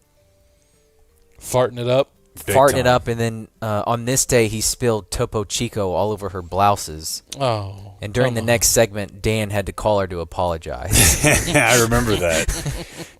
Now, it is... that softened the blow for you. It definitely did. There was the situation where, like, you're at that friend's house, right? You're not at the uptight friend's house to be in that situation. Mm-hmm. So we were already at the cool, single, female friend's house. So it wasn't the end of the world. Are we yet to whenever you left your car in neutral or whatever? That was yesterday. That was yesterday? Okay. Jake Kemp, action hero. Yeah. You made some new or some? Yeah, one of those like aggregator type shows, Chive thing. Chive type things Yeah. contacted me and made me sign. I don't know. I think they said I was going to make like $100. I didn't, but I did save my family's life. In 2022, we had Jackie Martling on. He's been in the news. Yeah. He's in the Epstein file, right? Quite a lot. Really? Like photographed with him at dinners, hanging out. And you know what's funny is I was thinking about it. He's got to be one of the only people, because like the head of somebody just stepped down. Wasserman? Yeah, Wasserman, but somebody else, the head of some massive company stepped down. And I feel like if you contacted Jackie Martling right now, he'd be like, so fucking what? They were young. Is Jackie Martling rich? No. Is he the poorest person that Epstein was hanging out with all the time? That's probably not a bad guess. At the time, he was probably doing better, right? He's doing better, but I don't know that when he was on the Stern show, was making $1 million a year, you think? Maybe. That sounds but that's not a lot. Not like up there. That's not Epstein money. Friend money? $1 million a year is pretty impressive, but I'd be surprised if he was making $1 million a year, right? Well, when the Stern show was at its peak, I've read that he was. Okay.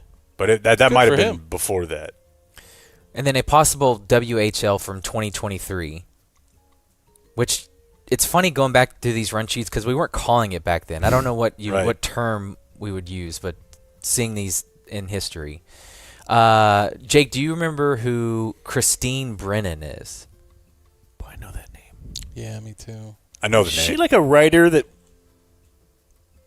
Was she a guy before and then now she's a lady?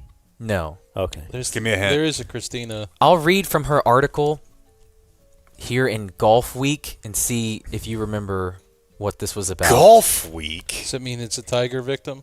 I can't believe I just wrote that sentence in 2023. Woods' message to Thomas was obvious. Yeah. It has been the go-to line of silly, often insecure boys for generations.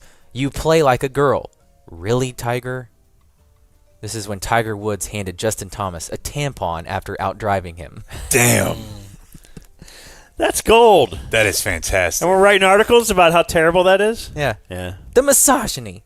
Yeah. I need to go to the store, have a pack on hand. I feel like we could be doling them out to each other. It is.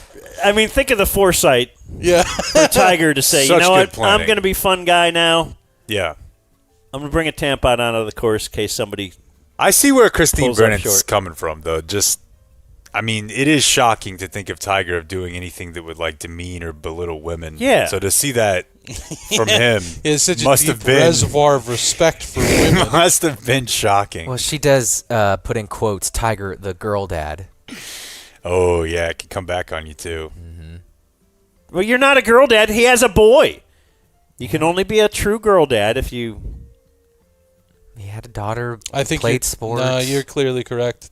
Dan's right. Don't take our thunder.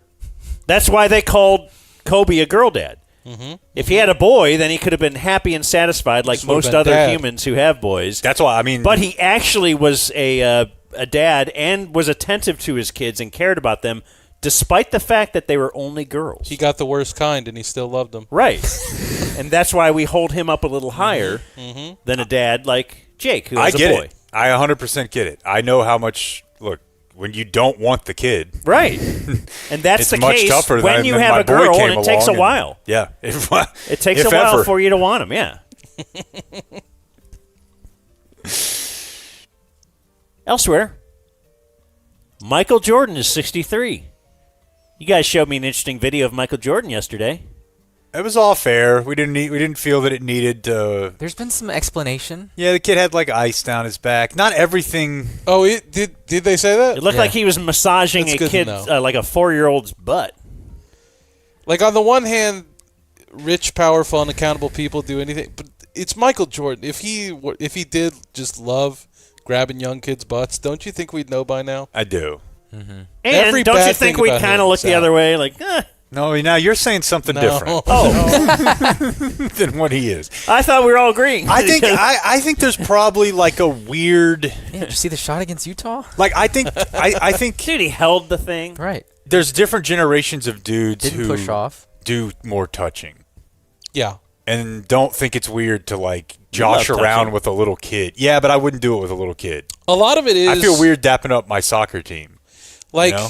Yeah. There's something inherently wrong about grabbing a young kid's butt, but one of the main reasons it's wrong is because everyone else in society understands it's an extreme act. In like the time of the 50s, like that society just didn't think it was a big deal. Yeah. So you weren't transgressing the same way. Like I still wouldn't do it, but like it's a really different like context. And the kid, he like knows the kid. It's like a family friend type thing. Like he's not just trying to finger a stranger at NASCAR. Like there's something. Yeah. I don't know. Whenever Dan's uncles were goosing him, it was fine because it was a different time. Right. Yeah. It's comedy. Tommy Moe is 56. He was a skier, Olympic skier. Hey, Mo. Joe. Joe. Case Keenum is 38. Go Bears. What about this goddamn dog? That's Casey Kasem. David Klingler is 57. Who could have been in those Case Keenum commercials once upon a time. He was a career backup, wasn't he? That sounds right. Luke Robitaille is 60. King. He has a statue outside the... He does, outside of the crypt, as I call it. Deserving? I don't know. I didn't really look at the kings of the late 90s and 2000s, Blake. Pretty good. Rob Blake. Those teams were great. When was Gretzky? Then. Mid-90s? Early 90s? Lou Diamond Phillips, 64. You may know him from La Bamba, or you may know him from The Chair Company. He's Tim Robinson's boss in The Chair Company. He's good. Renee Seiler is 63. I think my sister-in-law had a moment with Lou Diamond Phillips. They were really connecting, laughing together. Oh, yeah? Yeah. The Hot Pockets girl? Uh-huh. The very same. Not Dumb Zone birthday today. He probably should be. Tell me once I give Dumb Zone birthday today, but I'm sorry, Jake. I gave it to someone else. It's Michael Bay is 62. Wow. So after I give Dumb Zone birthday of the day, tell me if I made a mistake. And I'll change it for next year. I feel like there's almost no chance he's clean in these files. It's got to come up somewhere. Someone was making the point of he's the only big director, like, as opposed to Brett Ratner, that you can trust. Like, he just loves the explosion so much that's enough for him. I could see it. So who bested him? We'll get there. Sorry. Denise Richards is 55. Man. I think she was married to Sheen. She was. She was in Wild Things. She was an early vax crazy. So maybe not viewed as crazy as now. I don't know. But she definitely was a big-time sock death recipient in the early days. Starship Troopers for sure. Jerry O'Connell is 52. He was the fat kid, Vern, in Stand By Me. And who did he end up with? Rebecca Romaine? Stole her away from Stamos? Wow. What a lady. Lucy Davis is 52. That is Dawn in the original Office. Paris Hilton is 45. Joseph Gordon-Levitt is 45. Ed Sheeran is 35. Jeremy Allen White is 35. Was it Bear? Ed Sheeran in Game of Thrones because he was obsessed with the show, and then just an extra? He was in the show, and he did some singing, and everyone's like, what a homo. Yeah. And he got real sad about it. Yeah, he got like 2 or 3 scenes, got a talking part, and everyone just was like, this sucked. Get out of here, Ed Sheeran. This is Game of Thrones. He's the worst. I hope he gets that and a million times more. Do you remember when, what did he play? Was it the halftime show? Okay, 2021 NFL kickoff. All I know is I have a shirt with the NFL shield on it that just says Sheeran. Yeah, DJ got it. DJ got a shirt swinger. I don't know. They ended up at the station. No, DJ bought them He did? for everyone, for all of us. I have it. I still have mine. Because when I think NFL... Oh, yeah. This British dwarf, fairy, whatever he is. Sprite. And Dumb Zone birthday today, he got it over Michael Bay. Is Daniel Whitney. You want to search Daniel Whitney? And see Eli's brother. See if I should be giving this person the Dumb Zone birthday of the day? Oh, Friend of the show. Oh, wow. Yeah, we met him at a celebrity golf tournament. He was taking a break from working on someone's cable. Larry the Cable Guy. Great dude. Of the Blue Collar Comedy Tour. That was an amazing interview. Yeah, it was really good. Didn't you like? Yeah. You're not mocking us, are you? I thought it was fun. I think that I enjoyed it very much. I wish it could have gone on longer. He enjoyed it very much. Just I feel learning like he about the never whole- gets to just cut loose and be himself. That's the Yeah. only time I've heard him comfortable enough. Right, He was just Daniel that day. Hey, let's have Larry the Cable Guy on. All right, do the thing about the cinder blocks in the front. You were the first person in 30 years that didn't do that, and he was delighted. Born on this day, now dead. Buddy Ryan. Oh, Birthday. I know the next. Oh, okay. Birthday. All right. I'm sorry, Sean. I hope you'll forgive me. We're gonna have. I think we had you on last year to explain that, and we're gonna do that anniversary. That's gonna be a big show for us. We're welcome. It's a big story. The death anniversary of Pat Summitt and Buddy Ryan, the competing news interests. I'm never gonna give up being crotchety about it. So yeah, I'll come on every year. I don't think you should. Also born on this day, now dead. Wally Pipp. I don't know. He's a big football fan, man. Like, what? T. Sean's yelling at me about TC. What was this for Wally Pipp? Born on? Born on, now dead. And it is a big deal that Lou Gehrig was able to take his spot. Wally Pipp, after all, led the American League in home runs in 1916. Mm-hmm. How many he blast? With? 11. 12. Don't be silly. 11. How could 11 lead the league? Also born on this day, now dead, Haroldson Lafayette Hunt. Oh. H.L. Hunt, the father of Lamar, who invented creeping, where you would crawl along the floor to extend your life. I don't know. My son's a little funny. Maybe let's drill a hole in his head. Wasn't it like once he turned 75, or like he just thought, this will extend my life? I just crawl along the floor. I will not walk. God. Wasn't he one of worth a shot. Didn't he change his diet? Like he was one of the first people? I think so. Yeah, there's a lot about him. Probably got Kennedy killed. Certainly seems like you know. That too. Born on this day, now dead, Taylor Hawkins. The drummer of the Foo Fighters. Cocaine. You know, it's hard for me to feel bad for him because I bet he was having an awesome time. Mm-hmm. Like, if you die on tour in Brazil with Nirvana from drugs, like, you went out pretty on top. It was natural causes. Not his first cocaine overdose. So don't you feel like if you've already overdosed on cocaine once, you should maybe back off? Nate Newton. You're searching for that high, though. Yeah, but he survived the last one. He did. He'd had his electrolytes that day. He thought he could handle. He made a hit about it. He thought maybe if I do it again, we'll have another hit. Same reason Eric Clapton befriended his next daughter. I need another song. Dead on this day, still dead. Geronimo. No way. Native American hero. When did Geronimo live? I bet I could get this. You would think this is easy. Yeah. 1870. 1840. Yeah, you guys are there. Died on this day in 1909. And somebody, yelled his name. How did we get into that? Do you ever, you jump off a high dive and you yell Geronimo? That's a good question. It's just a good name. Did we all do that across the nation? Yeah, sure. Absolutely. Cleveland, Dallas, Phoenix. Why do we all yell Geronimo? Out of respect. Apparently, it's a movie came out about him in 1939 that made him seem real badass. And then the U.S. Army paratroopers in World War II just started saying it.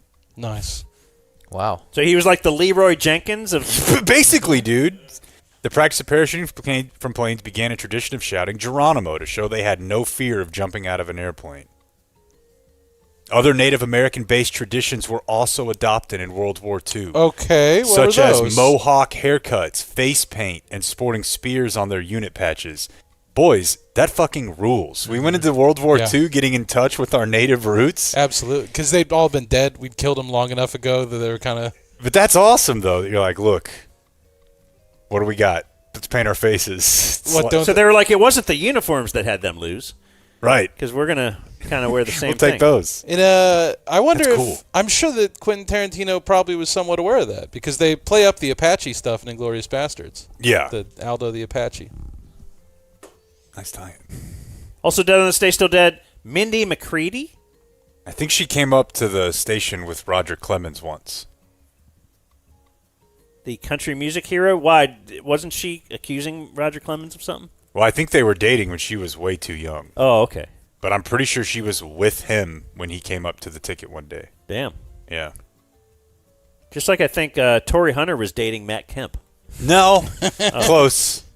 Close. Rush Limbaugh died on this day in 2021. Formerly nicotine-stained hands. Snarfly. Clayton, did you ever meet him?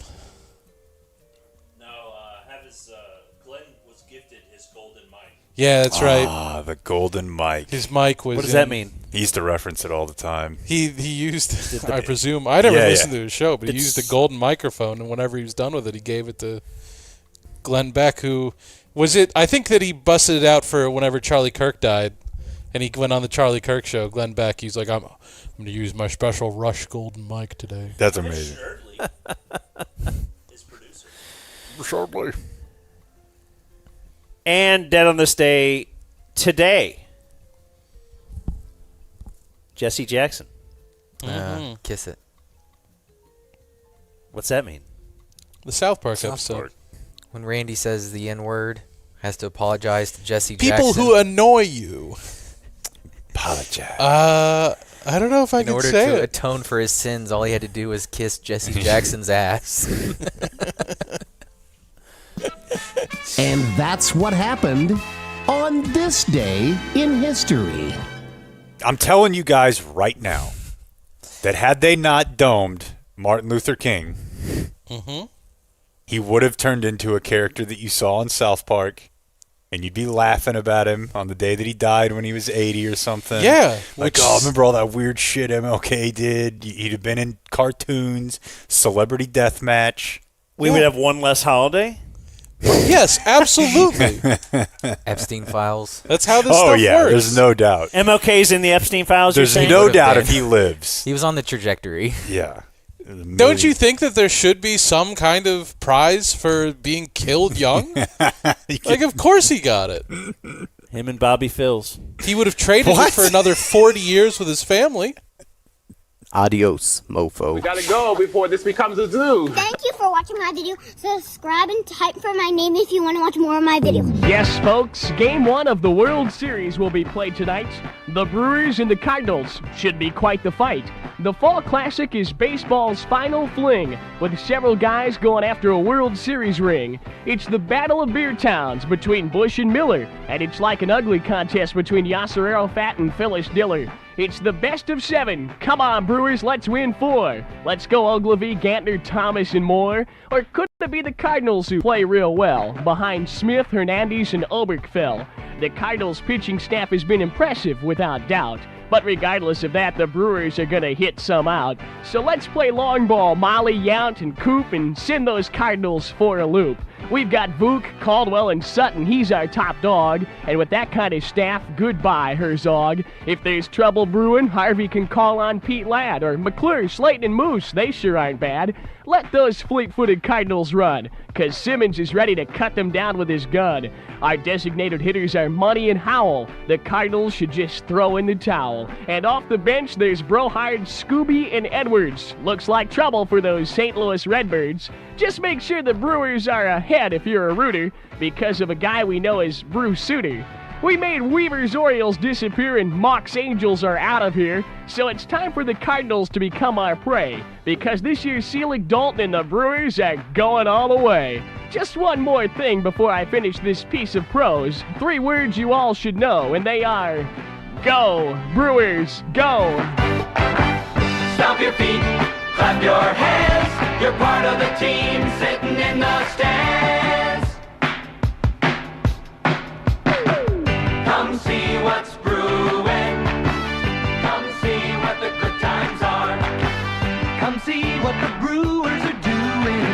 come on and cheer a superstar. Be a believer in Brewer fever. It's fun to join in the cheering. Stomp your feet, clap your hands. You're part of the team sitting in the stands. Come catch the fever. The fever with Bruin is for everyone. You'll be a believer in Brewer fever when you feel the excitement of the big home run. Stomping your feet, clapping your hands. You're part of the team sitting in the stands. Come see what's brewing. The Milwaukee Brewers.